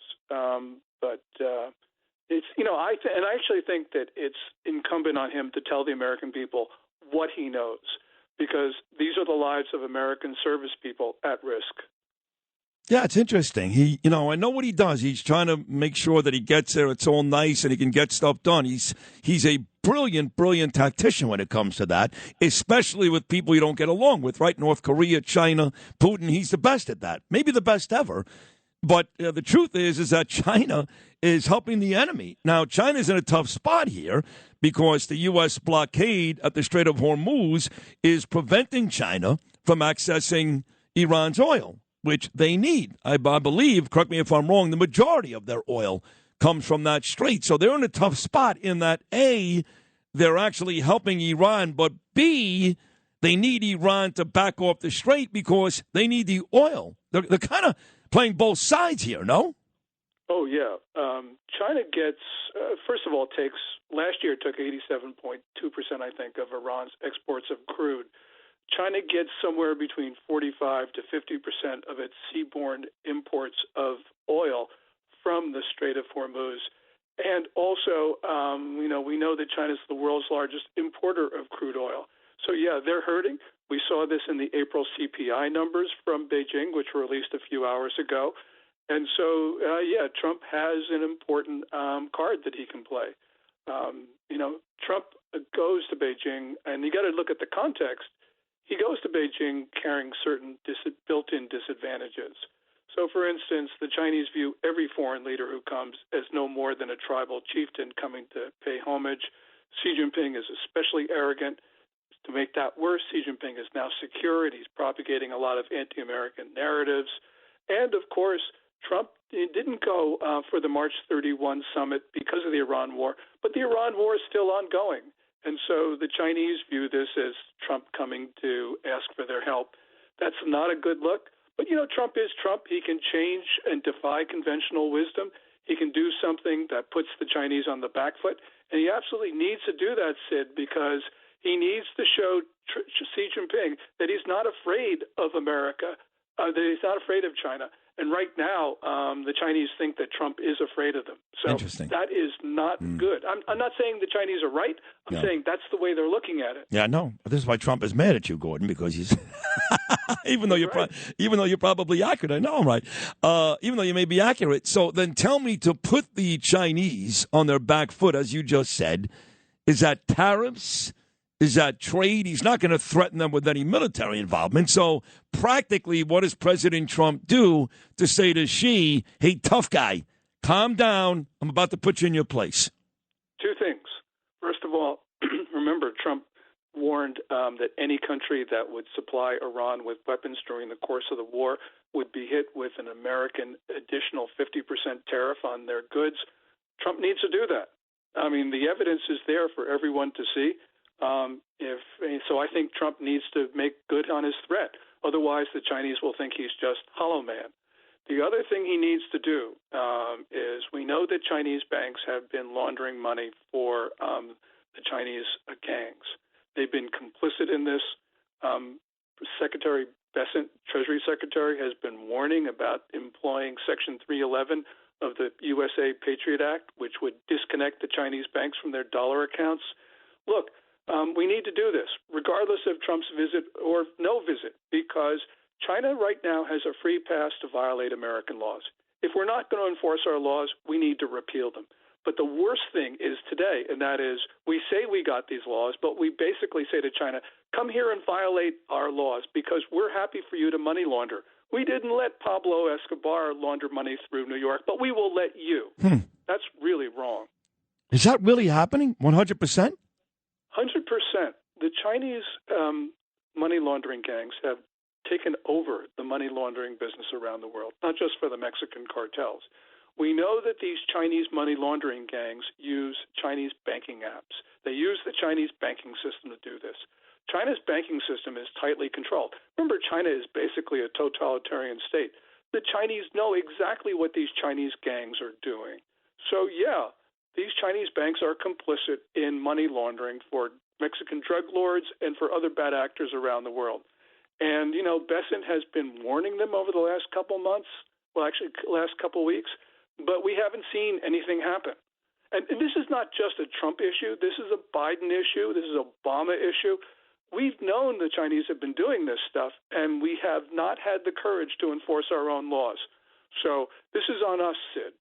Gordon G. Chang on Twitter. I know ideally Xi would love to have his Chinese car makers here in the U.S. market, and we want those rare earth minerals, right? I mean, those things are used, everything from your smartphones to defense systems to AI. Those are two major topics on the table on Thursday and Friday, Chinese car makers and rare earth minerals. Where do you see that going? Well, I don't know what Trump will do, but Trump absolutely should not allow Chinese EVs into our country. They are rolling spy machines. They transmit data back to China. In other words, you drive a Chinese EV onto a U.S. military base, they see everything. Also, the Chinese can remotely control these cars. So if they want to, they can drive your car off a cliff with you in it. So this is just wrong. The Biden administration, to its great credit, in January 2025, issued regulations that effectively prevent Chinese EVs on America's roads. We need to put that into legislation, as some Republican congressmen are trying to do, because this needs to be more than just an executive order. It needs to be permanent legislation. And the last thing we should do is allow Chinese to make cars in our country. And that's a long conversation. There are a lot of reasons, but we do not want China to take over Detroit. And that's what would happen because of Chinese subsidies. I don't want that. I don't want them buying land in New York, I don't want any of that. Now, what about these rare earth minerals? Currently, China controls a majority of the manufacturing supply chain of these minerals. It's bad enough you can't get an antibiotic in the United States without the Chinese. What about these rare earth minerals? Yeah, China has a near monopoly on the processing of rare earths, processing 92% of global rare earths. It also mines a lot of them. But, here, give great credit to the Trump administration for taking very important steps to reduce our vulnerability to Chinese rare earths. So this is really good news. And also, a lot of Americans are coming up with ingenious ways to reduce or eliminate our need for Chinese rare earths. So, 2 years down the road, we won't have this vulnerability. We'll still have vulnerability on pharmaceuticals. We need to do a lot more. Senator Rick Scott, Florida, is working on this problem. But we need to have President Trump has been helping on this. So that's good, too. But we need much more focus on it. I'm surprised, too, that one of the topics of conversation, it looks like, on this big Trump trip, and he's taking the guy from Boeing with him. I know that. So there's a lot of business I'll be dealing with. But I'm surprised that Taiwan will still be a topic of discussion. I guess the Chinese know that we supply them with weapons, and we know that they'd love to absorb Taiwan if given the opportunity. So I guess Taiwan is still a discussion. In any conversation with Chinese officials, Taiwan is something that they will bring up. And yes, they do want to annex Taiwan, but no, the people in Taiwan don't want to be annexed. And it's our interest to make sure that China keeps its mitts off of Taiwan. Because Taiwan is really important for the United States. Not only microchips, but it's other things as well. After Biden's catastrophic withdrawal from Afghanistan, Taiwan became the test of American credibility and resolve around the world. So this is not just a Taiwan or not just an Asia issue. This is an issue that transcends just East Asia. So I had a discussion with somebody last week, and they claim they vote for both parties, but I don't trust them. No, I don't like Trump. And they were saying that there's no superpower. The United States is not a superpower. Now, I said to you on this show a couple of weeks ago, and you agreed, that the United States is still the superpower. Why? Because we still have a great economy. Around the world, our economy is far and away the best. You can't put Russia and China in the same category, not even close. So I maintain and say by what I said a couple of weeks ago that the only world superpower right now is us and not the Chinese or the Russians. Your thoughts? You're 100% right, Sid. We are energy independent. We are food independent. The Chinese are not. That's a big one. So tell me about Russia quickly, last one, and Ukraine. Putin said this war could be over very, very soon. Is that what you're hearing, Gordon? Well, the Ukrainians are having their way with the Russians. So, yeah, I think Putin is signaling that he's just had enough of this. And that's good because Ukraine is pounding the you-know-what out of the Russians. They are. Final 15 seconds. So, again, just to wrap this up in a nice little bow, Gordon Chang, what do you want to see from Trump when he goes to Beijing on Thursday? I want Trump to tell the world that there's a war in Iran because China has transplanted its nuclear weapons program to Iran. Trump needs to say all this stuff in public to show that he's not afraid of the Chinese. He does that, it's a big win for the United States. Gordon, you're amazing. You know that already. Thank you so much for hopping on today. I always love having you on this show, Gordon. Thank you so much. Thank you, Sid. I really appreciate it. God bless you. Gordon Chang right there. Follow him on Twitter, Gordon G. Chang. And another great segment with Gordon. We'll take a break. Still to come, as I mentioned, one of the great pitchers, Atlanta Brave, New York Met, Tom Glavine. His former skipper for the Atlanta Braves, Bobby Cox, died this weekend. We'll talk to the president of the DEA, Scott Munro. Cats will be here, too. The Monday edition of Sid and Friends in the Morning rolls on. Sid and Friends in the Morning on the Red Apple Podcast Network. Before we get to John Catsimatidis, so I mentioned city and state, and I guess they wrote a story about the potentials for mayor. I mean, most people think Mamdani's going to win again. But, Noam, you've got some of that there, right? The potential 2029 mayor race. You can't make this up. But Mr. 7%, Mr. 20-something%, if you add them up in two races, he's doing it again. Yeah, Curtis Lewa confirmed to City and State that he is running in 2029. Why would he do that again? If you add up his two numbers, two of them against Eric Adams and his numbers against Mamdani and Cuomo, he doesn't even reach 25%. Why would you do it again? Well, he's announced that he's going to run. And then you have NYPD Chief of Department, as we know. John Schell is going to run.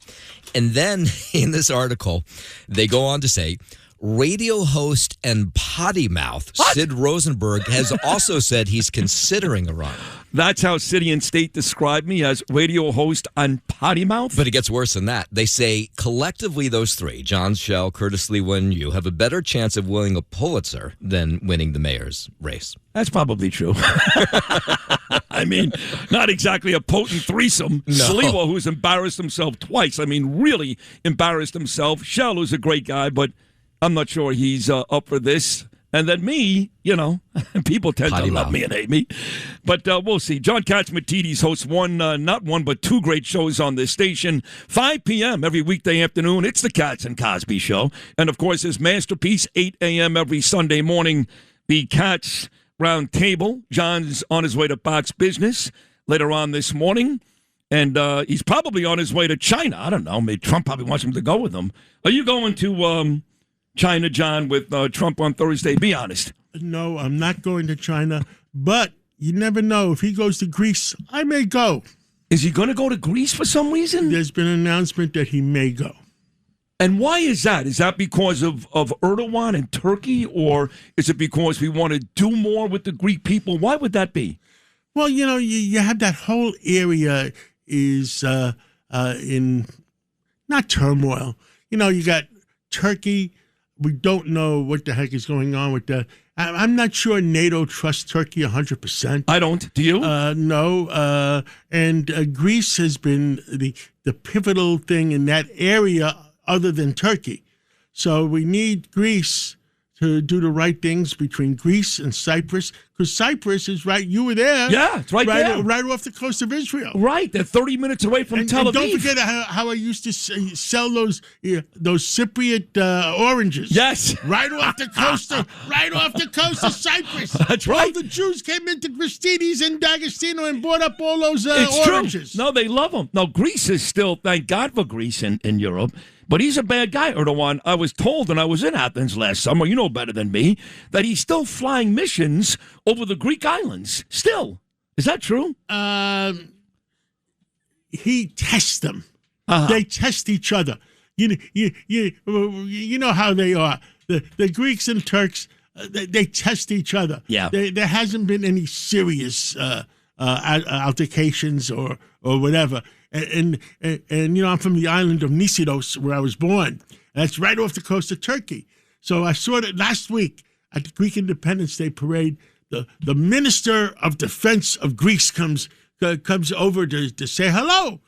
And I shake his hand, and I whisper in his ear, make sure you defend Nisyros. You said that? I said that. That's great. That's great. I mean, look, he took over. You know what happened in 1950s, 1960s with Cyprus? They used an excuse for some fakakta excuse. Very good word. And oh my God, that's Trump. It must be a listen live. John Catsimatidis on Sid Friends. My God, I got it on my phone. Nicely done. In case I fell asleep, I know I'd have to be on with you. In Turkey used NATO weapons and NATO information to go in and take over the northern part of Cyprus. Yes. And it was wrong. Yeah. And Kissinger quasi backed them up. And now it was wrong. And I never really understood why Kissinger allowed that to happen and didn't say to President Nixon, that's wrong, they shouldn't be doing that. He never explained it. One more thing on Greece, like in Israel, for example, Prime Minister, Bibi has all the power. The president, who's a nice guy, I get along with him very nicely, but he's got no power, he's got nothing. I remember when I went for my tour in Athens last summer, I passed by the prime minister and a president there, too. There's both of them. But much like Israel, the prime minister has the power. Or no? How does it work in Greece? The prime minister has the power. He does, okay. And Mitsotakis, who, I know pretty well, he's been doing a decent job there. And he's been, he's wanting to meet with President Trump.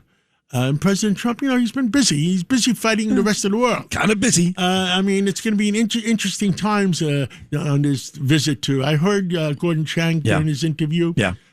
Gordon is a good guy, but on his electric vehicles, he's probably more right than wrong. Oh, on that one, he's 100% right. 100%. Yeah, and I think Trump agrees with that. Yes. I think Iran has, there's two Irans right now. That's why Trump said what he said. Trump said, they're trifling with us. There's two Irans. There's Iran that China wants them to make peace with Trump. They need it because the other Iran, they want the oil. The other Iran doesn't want, wants war. They want nothing. They just want war because the guys in power, the soldiers. Remember the movie The Planet of the Apes? Of course. It's Iran. It's the chimpanzees and the gorillas. Yeah. The gorillas want war. The chimpanzees say, let's give peace a chance. Now, all that above said, they're pushing towards having a democratic government, a democratic Senate, and a democratic Congress, whether the Iranians or the Chinese, because they're going to get away with everything. Yeah. For some reason, the Democratic Party has gone the wrong direction. I believe in common sense Democrats, common sense Republicans. Well, the uncommon sense Democrats are in charge.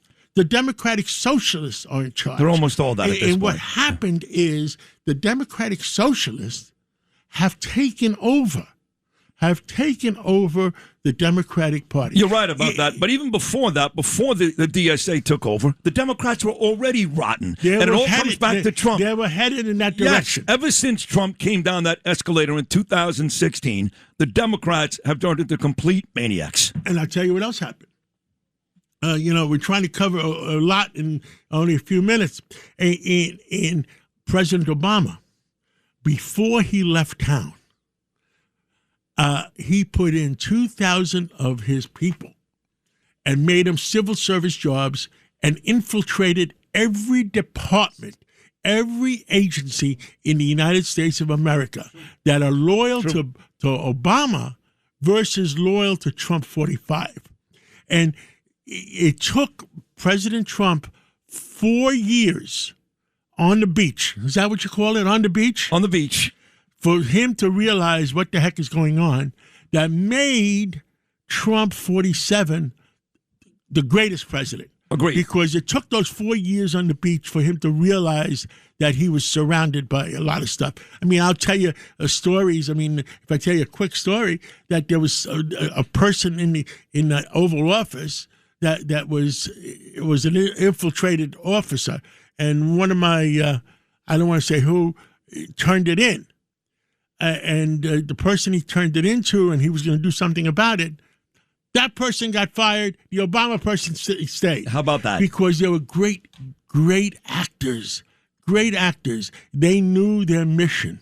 And he put the best ones closer to Trump than the other agencies. And they infiltrated, and guess what?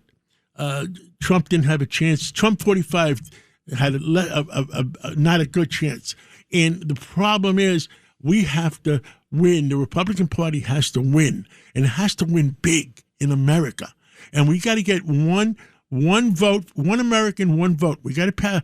We got to make sure, because otherwise, we had Tom Fitton on from Judicial Watch. Sure. I don't know if you ever had him on. Tom. Sure, he's great.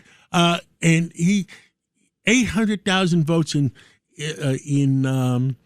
Washington State, 1 million votes in New York City, New York State. 1 million. That shouldn't be voting.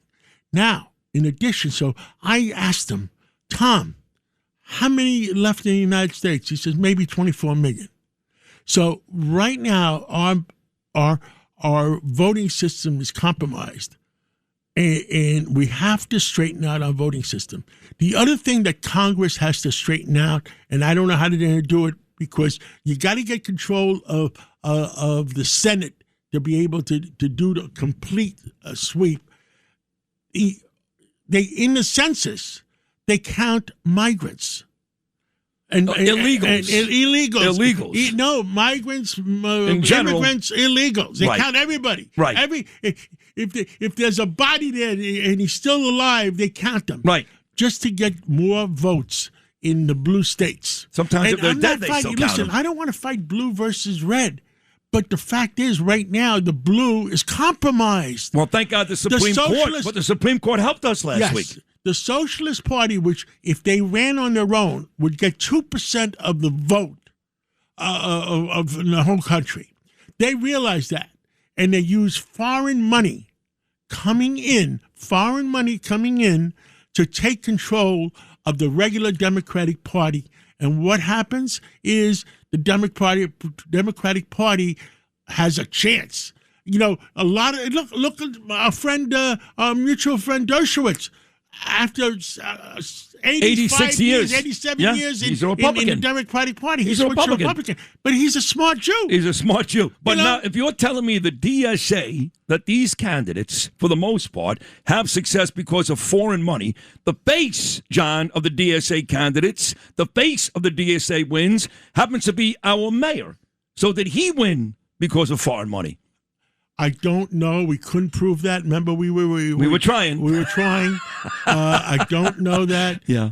But I'll tell you what they told one of our mutual friends. They told one of our mutual friends, we don't need the New York Times.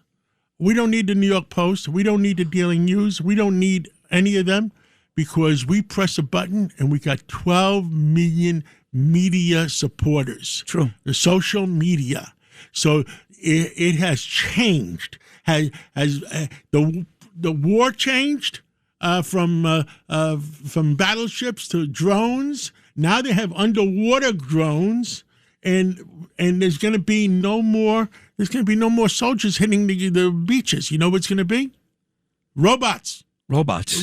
You heard it here first. I believe it. And guess what? You remember the movie Terminator? Yeah. Well, we're building our own Terminators. Just like that. Yeah. And so it'll be Terminator 000. Oh, my God.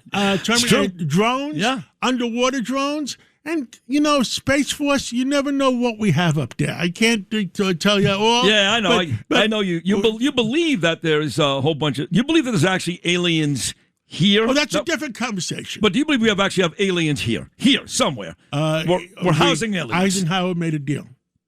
With who? With those aliens. He did? Yes. So you believe they are here now? They are here. Area 51, somewhere. Well, they're somewhere. They are underground. Yeah. They're underwater. And all over the place. And who they are, I don't know. Would you bet the $4 billion you have right now that there's an alien somewhere in New York? Absolutely. Really? Yes. Then you really, really feel that way. No, they're here. Wow. They're here. And one of the reasons, well, I was on with Greg Kelly last week. I saw that. Very good. He was. If you look at the Washington Post on July 1952, 50 UFOs circling the Capitol. How do you know they're UFOs, though, and not airplanes or drones? What else were they? Maybe they're airplanes. Maybe they're drones. Maybe, I don't know. In 1952, give me a break. Well, how do we know that? Do we actually have photographs of all that? Yes, it's on the front page of the Washington Post. Mm-hmm. Okay? And our jets chased them, et cetera, et cetera. They did chase them. But that was to get the president's attention. Okay. And they got President Eisenhower's attention. Well, now you got my attention. And because I've been vehemently against all this. There was a deal made. There was a deal made. Okay. Yeah. You have to run to Fox Business, but I got to ask you, how was Margot's Mother's Day yesterday and your daughter-in-law with 2 children? Well, one so far and one on the cooked. Way. Right. It was a wonderful day. We went out. Mother's Day, I'm sure you had a great Mother's Day, too. We did, yeah. It is a time for family. Time for family should always be close on Mother's Day. Yeah. And you know what I'm looking forward to? What? Father's Day. Me too. I love that. And your post actually made me tear up yesterday. I saw it. A picture of your mom. That was a picture of my mother. That was so nice. And I got to tell you something, Sid. I was crying yesterday morning. I'm sure. You know why I was crying? My mother passed away. I was about 26 years old, 27 years old. And between going to school and working, I worked since I was working 7 days a week right out of high school, right out of college, 7 days a week out of high school. I never got to know my mother as well as I'd like to, and that's why I was crying. I never told her how much I love her, and I was really, really crying. And, I hope somewhere in life, I hope after life, I hope that our souls, our bodies are not going to make it, but I hope our souls exist. We still don't know what are we? Our Creator created us. You're making me cry now. You're going to see your dad too. I hope that you see. I hope someday. Not too close. No, not too close. No, I know. Both your parents. I know how much you loved your father too. Yeah, and I loved my father, and my father worked for the company till he was 88 years old, and then he got married. At 88? Yes, because he didn't want to be alone. Wow. He says it's like Anthony Quinn. He says to me, "My son, I want to get married." I said, "Why, Dad?" He says, "My son, I know you take care of me, and but I don't want to be alone." Wow. And how much longer did he live after he got married? 94. So he lived another 6 years. God bless him. And then she died a year afterwards, and she was young. I mean, he went back to the old country, and she was a 59-year-old virgin, supposedly. And he married her. Wow. And came back, and he didn't want to be alone, and he didn't want to be a burden on his son. So a combination of not wanting to be alone, not being a burden on the son. Yeah. Who takes care of your mom? All of us. My sisters especially. You know, I've got two older sisters upstate. They do the best job of it. And my younger sister, Elizabeth, too. But thank God, John, at 91, she's still in great. I spoke to her twice yesterday, and she sounds great. She's doing great. She still does housework and cooks and does all that. There's a story, I'm going to send it to you, that Dr. Peter sent it to me yesterday about living to, you know, we are built with the new medicine and new tests, we can live to be at least 119, 120. Is that right? Yes. 120? Yeah. But who lived? Do people actually live to that age now? There's some. There are some. 115, 112. Wow. But we're capable of doing it if we take care of ourselves. And I want to, you know, my father lived to 94. I like to, I'm trying to live to 100. no, we'll see. You know, what did you say? Que sera, sera. Que sera, sera.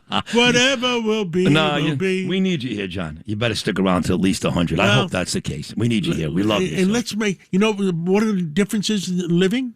Keep your mind active. 100%. That's one of the items. Yeah. Keep your mind active, because if you retire, bye-bye, Bertie. Goodbye. I totally agree. Because people that retire die. They die right away. Yes. Like right away. Yeah. So don't retire. You're not going to. I'm not retiring. Go to Fox Business. That was a beautiful segment. That was beautiful. Thank you so much. God bless you. And take care of your mom.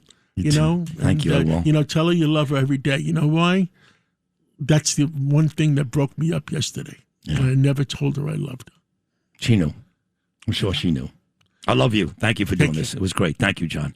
It was a beautiful post. You should go back and look at it, folks, on John Catsimatidis' Instagram. And it teared me up yesterday, now that he told me the story today. God bless John, and God bless his mom. We'll take a short break. We still have two more great guests to come. The president of the DEA, Scott Munro, is going to be here. Big story about them in the Post yesterday. And former Brave and New York Met pitcher, he played for Bobby Cox, who passed away this weekend, Tom Glavine. He'll be here, too. The Monday edition rolls on. Sid and Friends in the morning on the Red Apple Podcast Network. Scott Munro has done a terrific job, really has, in running that union and protecting all of the detectives in this city. So he called me on Friday. He said, Sid, there's going to be a big story in Sunday's New York Post. I'm letting you know before it happens. I don't think he called Larry Menti, but I could be wrong. I'm letting you know before it happens. And then I said, great, I'll put you on Monday. And sure enough, in yesterday's New York Post, here's what it reads. New York City Detectives Union pushes to have NYPD included in ICE Act protecting officers from public. I'll read you the first paragraph.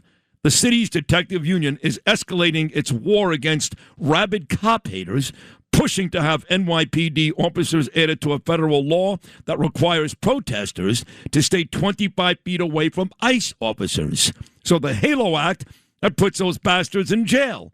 And Scott says, that's great. I love ICE, but what about us? NYPD. He's been complaining about this. He spoke a couple of weeks ago about this. He said, wait a second. This moron mayor, this idiot mayor, he actually outlawed catcalls. So when my gorgeous wife Danielle walks by you can't say, hey, you look great today, honey, but you can call a cop a dirty pig. How does that make sense? Scott Munro back on Sid and Friends in the morning. Good morning, Scott. Hey, thanks for having me, Sid. It's always great having you. So what you're asking for, I don't know, it doesn't seem like it's all that much to have cops get the same protection that ICE officers have. I mean, to me, you guys are the same. You're all part of the same law enforcement family. They're out there deporting bad people, keeping us safe. You guys are out there every day keeping New Yorkers safe. To me, it seems like the same thing. Yes. So, listen, as we spoke about before, we made the state alliance with over 100 unions in it, over 500,000 votes. And we said, you know what, we were talking the other day, and we're like, you know what, we should take this federal. And I reached out to a couple Congress people and senators. They want to do the bill themselves, but the easiest way would be is there's a bill in there now that we can get right in there and piggyback on that bill and you know, get this done for law enforcement, because it's happening all through the country, just not in New York.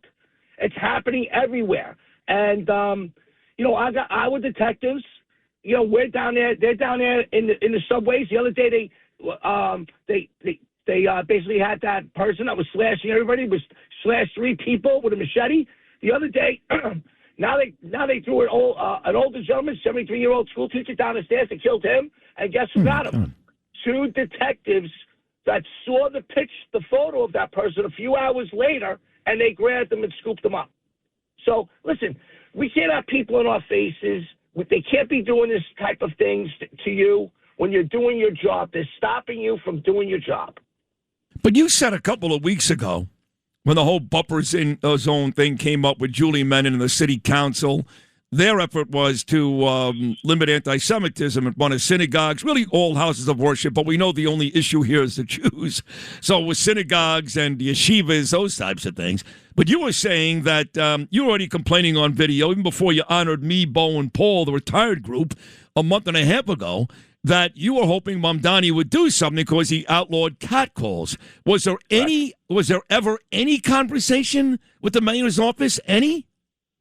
No conversation whatsoever. We reached out to the mayor. We asked the mayor to come with us at our press conference, and we adjusted the bill a little bit. I wanted to make it 25 feet, but the Senate and the Assembly felt better doing it 15 feet, and we went with it there. And listen, we're not stopping here. We're going to move it. We're going to do what we got to do to get this done for law enforcement, not just in New York City, all through the country now. Yeah, you want to make it federal. So have you reached out to President Trump? No, I was hoping you were. No, are you being serious? Are you kidding? Because I will. Yeah, no, I will. That's what I said. I saw your text. You have a very good rapport. Yeah. And I'm going to tell you, I reached out to NAPO, a person named Mick McHale, the president, that has National Association of Police Officers all through the country who are meeting with Tuesday. This is a very big week for the people that we lost. It's Police Week, and we're going to discuss this situation too. Now, what is that now? Well, police. Oh, is this a week where you have where you go down to down by the water in Battery Park and honor those who were killed? No, this is where Washington recognizes everybody in the country. It's a wonderful thing, and they put them on the wall down there. And police officers all through the country that we lost this year. And they have a thing called Top Cops, which is Tuesday, where they honor cops all through the country. The stories that you hear what these courageous people do, and you get to listen to them, and basically they get awards that night. Yeah. And that's awesome. Tuesday. That's awesome. They have a nice candlelight visual for all our members through the country on Wednesday, which is very big. That is lovely. Now, I mean, the Trump's administration, Trump is all about law and order. You got Janine Pirro there in D.C. She's all about that. You got Kash Patel, who runs the FBI. So there's plenty of people, Todd Blanche, plenty of people at the federal government who are sympathetic to what you're going through, Scott Munro, and our New York detectives and sergeants and cops everywhere, all over the country. That's why Trump felt the need on a few occasions, whether it was Memphis or Washington, D.C. or other cities, to send in the Guard, and the crime problem went down dramatically. So I would think, Scott, that between Congress members, especially in New York, they're all huge with law and order, from Mike Lawler to Nicole Maliotakis to Gasparino to LaLota, all those folks, and even some senators, that you would have success. Oh, yes. We've already reached some of the people from the Alliance, already reached out to them. I spoke to somebody already. Very excited. If they don't piggyback on a bill that's already down there now in Washington, they'd be willing to do it.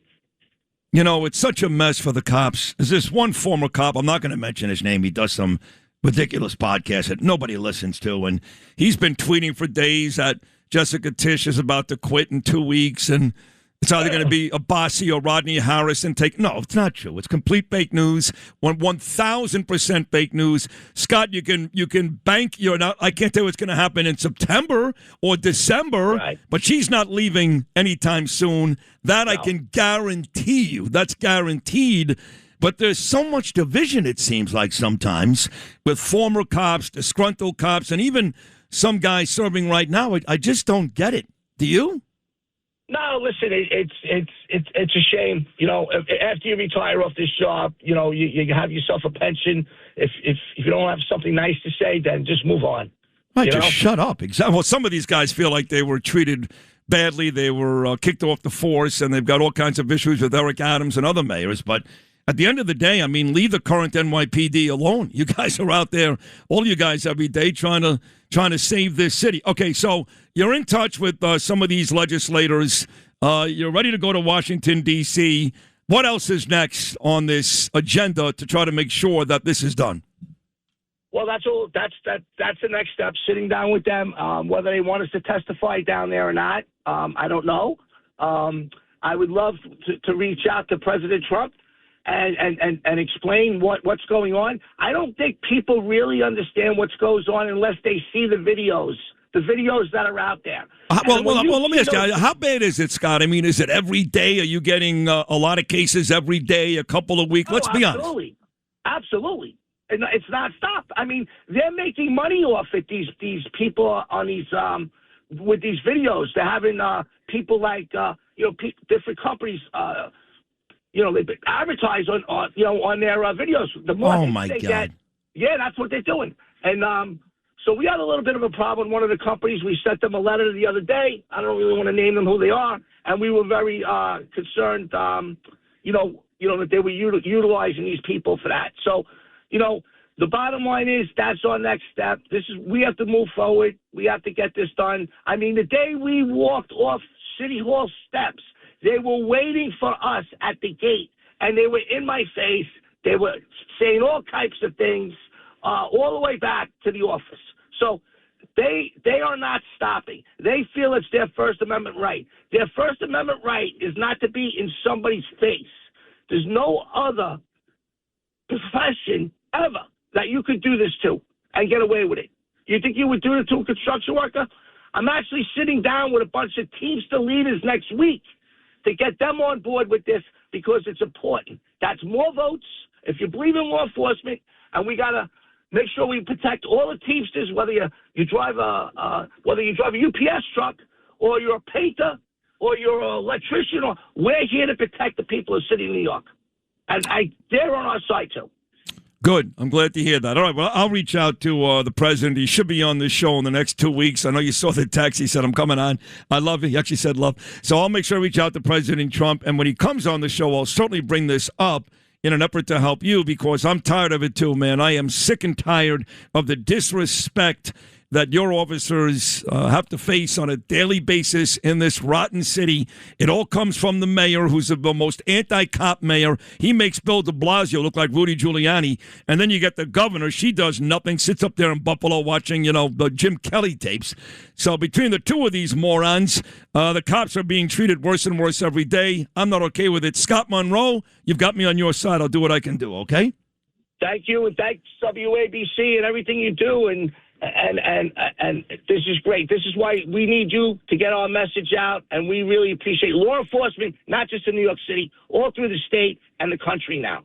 Scott, we love you. You really do a tremendous job, man. I hope you're proud of yourself. I'm very proud of you. Thank you so much. Thank you. All right. There he is, the president of the DEA, Detectives Endowment Association. What a terrific guy. Real New Yorker, great cop. That's my friend Scott Munro. We'll take a break. Noam's got the news. We're still going to talk to former Atlanta Brave and New York Met great pitcher Tom Glavine, his skipper Bobby Cox, who managed the Braves for, it's got to be about 25 years. He passed away this week, and I think he was 84. We'll talk to Tom Glavine and more. Sid and Friends in the morning on the Red Apple Podcast Network. They want Pirro off the case. They want Blanche off the case. They're too close with Trump. And Janine said, we'll decide that in court. We don't like it when people come to our city and try to kill people, especially the president. Take your defense and shove it up your stinky sphincter. Is that exactly what she said? Anybody know? Yeah, I think I have the transcription right here. I'm looking at it. Good. It's exactly what she said. Mm-hmm. We'll get over it. That's it. These people are crazy. Thank you. I'm telling you. Exactly right, Mr. President. They are crazy. They're whack jobs. So hopefully we'll get Trump on this week or next. Well, not this week. He's going to China. But next week, I think, is realistic. I said, Mr. President, I'm having trouble getting you on the show. I'm good. I'm on. The show, yes. Love President DJ. Love. Love, he wrote, love. Well, what did you write back? I wrote back, I actually wrote back, love you too, the best ever. Okay. And then a bunch of people are like, he's not going to sleep with you. And then a bunch of people are like, the best president ever. How stupid are you? So I just block those people and move on, because if I have to explain to anybody why Trump is a great president, it's not worth the conversation. You're a moron. Reasonable. So I just block it. Yeah. Sure. Block you and move on. Great. I don't want to talk this. Like, I'm watching AOC right now. That's a stupid woman. She's stupid.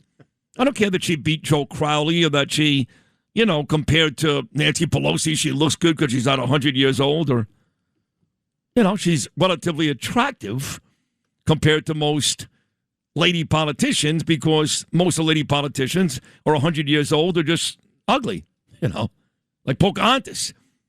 And what does that mean? She's a moron. Harris, too. Kamala. I mean, they don't come dumber. And these are two of the real big shots in the Democrat Party. One slept her way to the top. Remember Willie Brown, the mayor of San Francisco? Oh, yeah, you do. How do you think Kamala got all the way up there? And the other one, I don't know how she's done it. I don't know. People like Errol Lewis staring at her ass as she walked up and down the streets of the Bronx in some pathetic New York One interview. Well, let me be Isaiah for a second. If they were guys, they would just be lost in the shuffle. True. Right there. Yeah. No, you're right. Just be dismissed as he's stupid. He doesn't know what he's talking. He doesn't even know how many countries are where she gets stuff wrong constantly. All the time. All the time. Weird. Yeah. Big trouble if they're in charge. Oh, yeah. Woo-hoo! Ain't going to happen. I have total confidence in the American people. They won't do that. But who knows? These people are crazy. Thank you, Mr. President. You're right about that. Bobby Cox, one of the most beloved managers in the history of baseball. All those years in Atlanta. Spent a couple in Toronto, but the majority of his amazing career in Atlanta, about 25 years. Passed away this weekend at the age of 84. And we got a guy coming on next who played for Bobby, including that 95 World Series winning Atlanta Brave team. This guy went on to retire as a New York Met, but has a lot of fond memories of Bobby Cox in Atlanta. The great Tom Glavine, back on Sid and Friends in the morning. He's coming up. Sid and Friends in the morning on the Red Apple Podcast Network. Margot just texted me back because we had that beautiful text exchange this weekend, me and Trump. Tell me, love me. And I said, any news? Because she didn't text me back yesterday. And she said, well, how about tomorrow?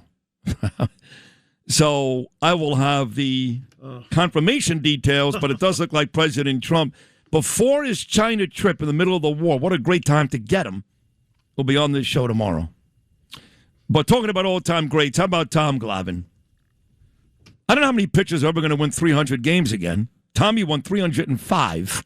He got his 300th win as a New York Met, 2007. Remember the game well, in August against the Cubs. And Glavine came here to pitch for the Mets, and Tom and I became good friends over the air. He would call me down in Miami quite a bit, here in New York. He's a super guy, had an amazing career with the Braves mostly and the Mets. And his skipper, Bobby Cox, all those years in Atlanta, died this weekend at the age of 84. And I only wanted to talk to Glavine. So I know he's in the car right now with his son on the way to the doctor. But he said, I'll call for you, Sid. So here he is. Really one of the all-time greats and a terrific guy. My friend, the lefty Tom Glavine. Tom, good morning, buddy. How are you? Good morning, Sid. I'm not the president, but hopefully I'll do this morning. You're a superstar as well. Trust me. I love both of you. I love Trump and Glavine. I love you both. So I was reading some of the quotes from guys like Andrew Jones, who was benched after his first game by Bobby Jones, and by Bobby Cox, I should say, and guys like Brian McCann and others. You know what, Tom? They all said the same thing. Forget about his skills as a manager. He's a Hall of Famer. They said he was the nicest man ever. And most people say Bobby Cox is the most beloved manager of all time. I imagine you agree with that, yes? Yeah, I do. Listen, there have been a lot of great, a lot of great managers in the game, and I know, a lot of guys who have played for Joe Torre probably echo a lot of the same sentiments that those of us that played for Bobby will echo. But, I think the thing that was great about Bobby is, he was tough, but he was fair. And, even though he was tough, he had really only a couple of rules.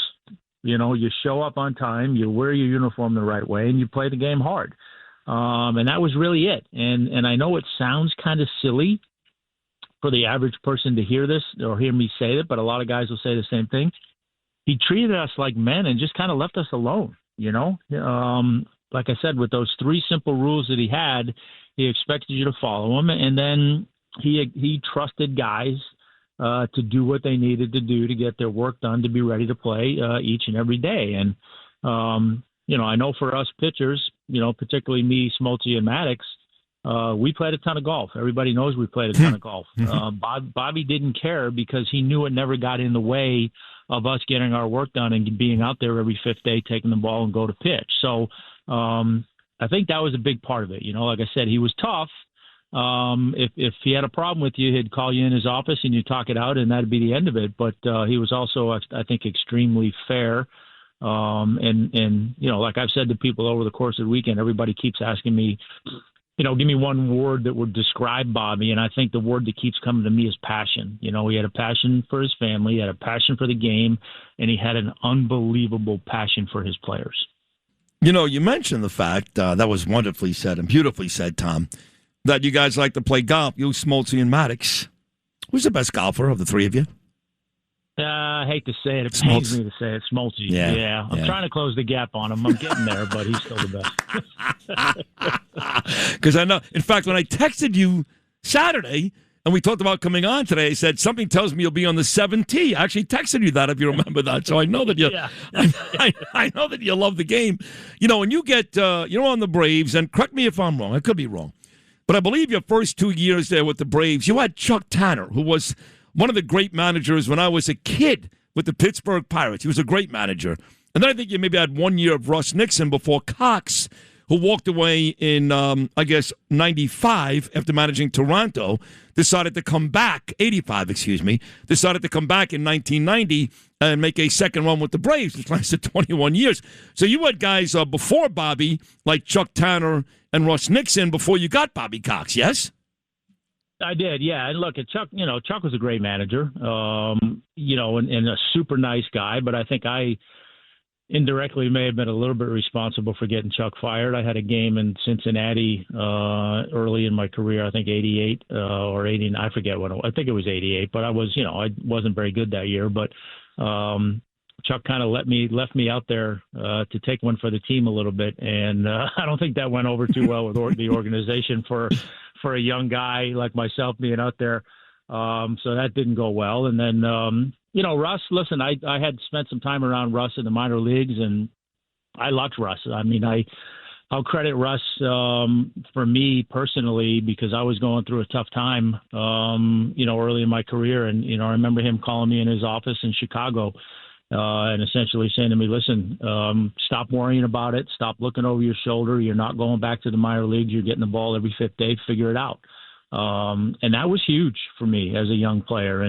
So I think every manager has their thing. I think every manager has a mark on a player, but obviously, having the opportunity to play for Bobby for, 13 years or so, and I think the thing people forget a little bit too is when Bobby came over from Toronto, he was the general manager for the Braves 86 through 91 when he finally hired John Schuerholz. He was general manager there in 1990 when he took back over as the on-field manager. But, right. He made a commitment when he came over from Toronto to be the GM that he was going to rebuild the farm system and he was going to focus on pitching. You look back at some of those drafts and, the likes of Kent Mercker, Steve Avery, he's traded for Smoltzy, he drafted Chipper. So his hands were all over the minor league rebuild and then ultimately, turning that into a successful 14-year run in the big league level. It's interesting. Davey Johnson was such a great manager. He had success in so many places. And, he won the World Series with my Mets, who became your Mets, in 1986. Now I'm a Yankee fan. It's all the story. But won the World Series in 1986 and then never won again. 88, the Mets lost the NLCS to the Dodgers, the big Oral Hershiser year. Never won again. And, it's kind of weird to label somebody who won a championship in any sport as disappointing. But when you look back at your Brave teams, especially with you, John, and Greg at the top of that rotation, and you can only boast one World Series win in 95, Was Bobby disappointed? I mean, listen, if you were to ask any of us, and I'm sure Bobby would say the same thing, were we disappointed we only won one World Series? Yeah, of course. I think we felt like we certainly could have won more, and I think that when you start to really look you should have, 96, you had him in 96. I know the Leyritz home run off Walters, that was a big one, but you had him. No, 100%. I think that when we look back at it, if there's one that you kick yourself over, it's 96 with the Yankees. I mean, to go up into New York and win the first 2 games of the series up there and then come home, and then you essentially get swept 4 games and the series is over. That was extremely disappointing. And given that, game 3 I pitched and we lost and we had a bases loaded with nobody out, 1 inning, didn't score. Game 4, we had a big lead. We gave that back. So, I think that's the one series you look at and you kick yourself a little bit. Now, when you look at the other ones, we lost in 91 to Minnesota. We lost in 92 to Toronto. And even in the series that we beat Cleveland, the margin between victory and defeat is so small. And when you look back at us beating Cleveland in 95, there's some key plays during the course of that series that went our way.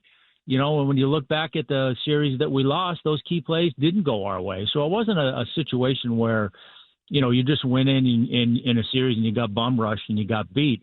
There's typically 2 or 3 crucial plays throughout the course of a series, whether it's an at-bat or a pitch, that make all the difference. And, in the series that we lost, we weren't able to do that. But, the disappointment of not winning another one, sure, it's real.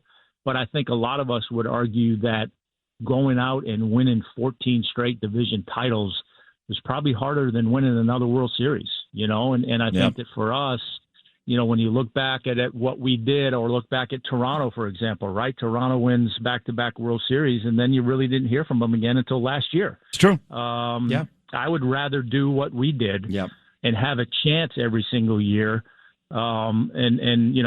and maybe not win one more World Series. We had a chance every year, and that was pretty special. No, it's kind of like Jim Kelly for me. I remember Chris Russo arguing that Jim Kelly, he couldn't win the big. So what? The guy played in 4 straight Super Bowls. He got beat by better teams, except for the Giants. Yeah. So, the fact that the Bills were there every year with Marv and Jim and Thurman and those guys, Andre, Bruce, was pretty remarkable. And you guys are in that same category. We'll wrap it up with Bobby, but I do want to get to your Mets day. I loved you here. 5 years. I know they go back to the collapse and the game against the Marlins. As I'm talking to you, I'm getting some text messages.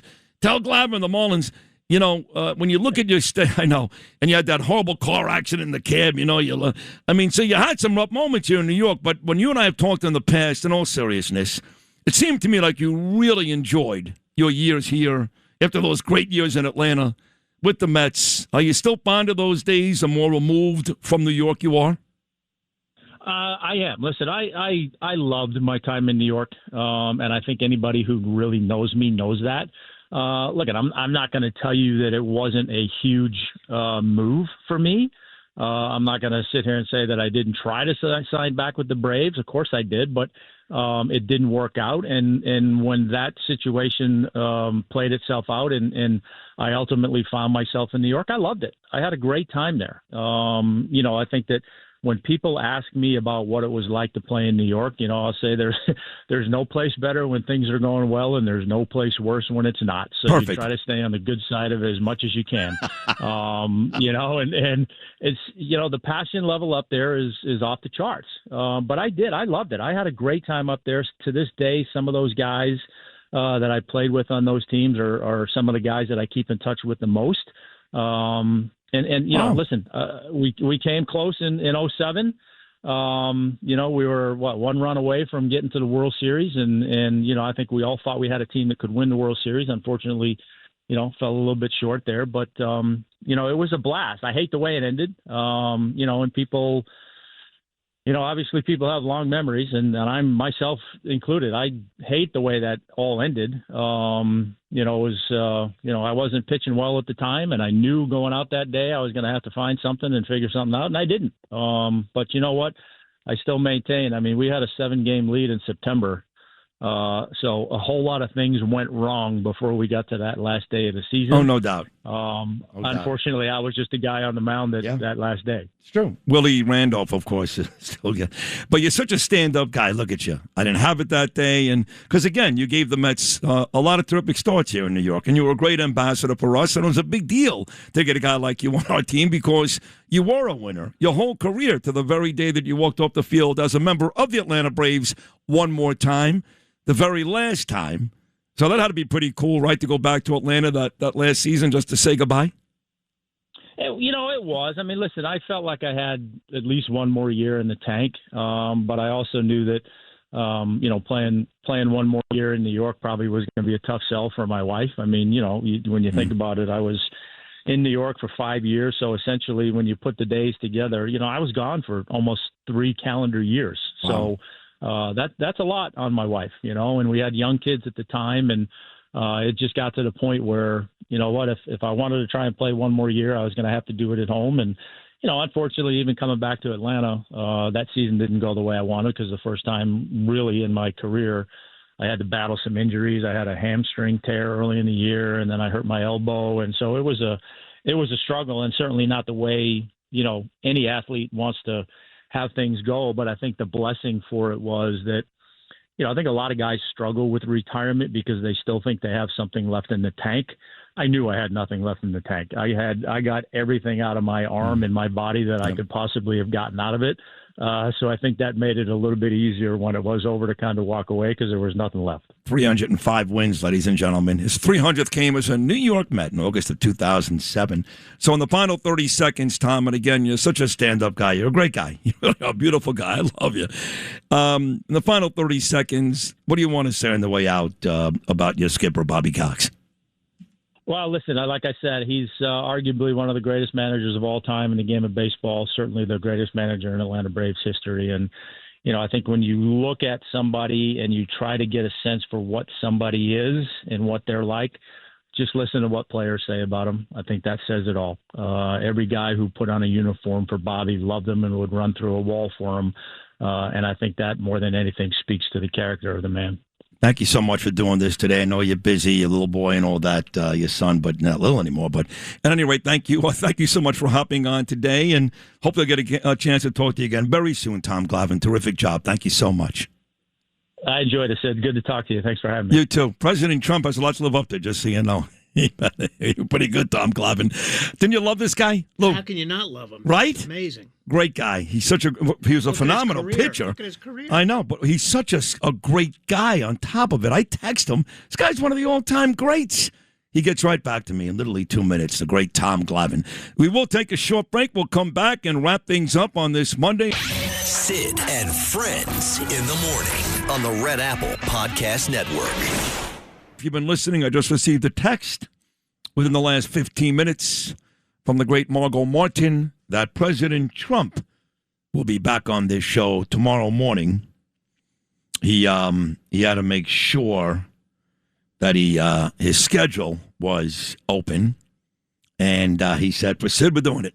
He's traveling to China on Thursday, and he's got a whole bunch of stuff to do today, but President Trump back on Sid and Friends in the morning tomorrow after telling me he loved me, of course, in a text on Saturday. So I keep saying over and over again, I still can't believe it. That may come up in the conversation. I don't know. I'm going to ask him flat out. I know you talk to Marco every day and JD, and how many times you sign off your text with love, President DJT? I don't. I'm just sort of, the whole thing's kind of remarkable. Not that you're talking to him, but just when I think that you are now talking to the President of the United States on a regular basis, texting back and forth. I think of like how long I've known you, which is not as long as Lou, but I've known you for quite a long time at this point. And the fact that I don't know that 15 years ago I would have thought that you would one day be having a back and forth chat with the President. You don't know. I don't know. Yeah. 15 years ago, I wasn't doing all that well. I was just hoping to get through the day. But no, it's surreal for me too. It's surreal for me. And then you get this city and state publication, which I guess, is it fair to say that every politician in New York reads that, Noam? Yeah, that's a big online site. Yeah, it's kind of like Talkers Magazine or even bigger, Barrett Media for our profession.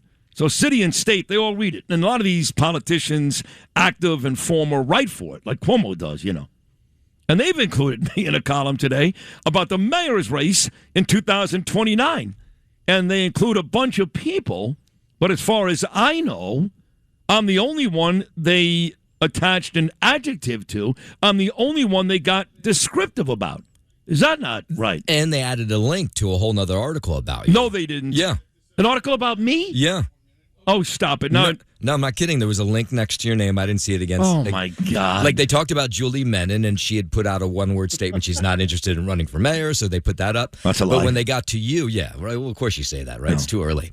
But when they got to you, they called you the potty mouth talk show host. Nice. And then there was a link potty next to you. Mouth? Yeah. Shove it up your ass. I have to go look and see what the link was. I didn't look to see what it was, but Curtis is running again because he did so great the last 2 times. I mean, that can't be true. No, it's true. He confirmed it with city and state. Like, how embarrassing does it have to get? 14% against Adams, 7% against the last 2 guys. Let's keep going. And how about the morons that'll actually vote for him again? Wow. Or the idiots that'll actually give him money? Save it. Give it to me. I know John Schell is running, but he has no chance against me. Michael Rappaport may run. I don't know. He's not in there, is he? No, he's not. But the link is to when you, a while back, you said you were thinking about running. So it was an article. Really? Yeah, April 8th. To an article from what publication? Barrett? No, it was their article that they wrote. Oh, no, right, Barrett. It was Barrett okay. Media. That's right. Okay. So does that mean that, like, I'm officially part of the city? I'm in city and state today. Yes, the potty mouth candidate. Potty mouth. Yeah. I'm officially part of the conversation. You are. Wow. Well, what they could have put was that I've already been endorsed by Laura Trump, Bruce Blakeman, Rich Lowry. I know I'm missing a whole bunch of people, but if I have to, I'll get President Trump to endorse me tomorrow, which I'm not going to do because we're not, it's 3 years out and Danielle will kill me, but it's just funny that there it is today, He loved the potty mouth party, thought it was so cute. Who did? No. I did. He couldn't wait to read it. He's like, can I read this, please? He's like, can I read this, please? It's just so obnoxious. I know, because they didn't call anybody else. No, there's no adjective around Curtis Lewa, and I can come up with a fair amount of those. Loser! Nothing around any of these other candidates, but when they come to you, they call you the potty mouth talk show host. Yeah. Well, I am. I've been known to say a couple of things every day. But that's okay. That's how real people talk. Right. That's why this show is successful, because we talk like real people, like the president does. Remember when he said the F word to me? Well, he said the F word 100 times already, Trump. That's how real people talk. Who else is on tomorrow? What's your name, Justin, besides President Trump? Oh, that's great. He forgot your name already. Bo. That's great. What's my name? Hold on. Bo is on tomorrow. Bo will be happy. He's on right before Trump, I think. Yep. Oh, that's good. That's good. Make sure you ask them these 3. Now, I know you're excited about this one, making her debut on the program tomorrow. She got this new book out. Fox News talent, Rachel Campos. Oh, she's on tomorrow, too? Yes, ma'am. Wow. What time is Rachel on? Rachel's on around 7:40 a.m. Eastern Time tomorrow morning. Okay, because I watched her quite a bit this weekend on Fox and Friends. And she was okay this time around for you? It's fine. Okay. She promoted her book a lot. But she did a cool video. Mm-hmm. She's married to Sean Duffy. Mm-hmm. Yeah. The transportation. Yeah, Campos Duffy, yep. That's right. Well, the most important part was that she was on The Real World San Francisco. So I have a list of questions I want you to ask her. Is that really true? Yeah. That's where she started? That's where she became famous. I didn't know that. I didn't even know that. And that's where that's how she met Sean Duffy. He was on The Real World Boston. Oh, yeah. Really? Yeah. You're putting it all together, Noam Layden. Wasn't the star of The Real World here a guy named Paco or something? There was Puck. She was on the season with Puck. Okay. Yeah. Wow. So we got Rachel Campos Duffy, Bo Dietl, and President Trump? Yes, sir. That's a big-time show right there. So far, it's looking okay. Will you ask my real-world questions if I put a Yeah, no, I swear to God I will. Okay. I swear. Because I have a whole And isn't bunch. Brett Baer coming on? Oh, no, he's not, because he's going to China now. Now he's traveling to China with the president. So he's not coming on. No, I got to work on whose kid wrote a book is Britt Hume. Mm-hmm. His daughter. Oh, really? She writes books. Yeah. Oh. And I saw he was on with Brett Baer a couple nights ago. Yeah, and he was talking about Brett's book, and Brett is like, what about your daughter's book? I forgot her name. Lori Hume, maybe, I forget. But if you want to reach out for Britt, sure. It'll be an excuse to put him on. We'll promote his daughter's book. Virginia Hume. That's right, Virginia Hume. Very good. We're done, I think, for today, right, Lou? That's it? Yeah. What a heck of a show. Unless you have any other love letters to send out to somebody.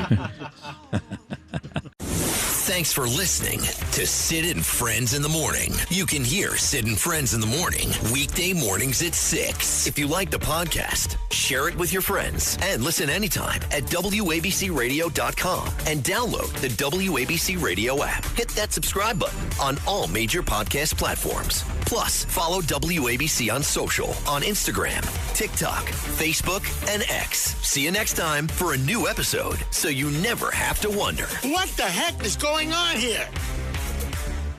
Roger Stone here. Every day you wait, your money loses value, but gold and silver don't follow those same rules. American Sovereign Bullion gives you access to a nationwide wholesaler network, helping you secure aggressive pricing on real physical metals. Call 844-272-2428 now to get your free gold and silver guide to learn how to protect your wealth with physical gold and silver, delivered right to your door or with a gold IRA. Visit ASBgold.com. That's ASBgold.com for your free gold and silver guide today.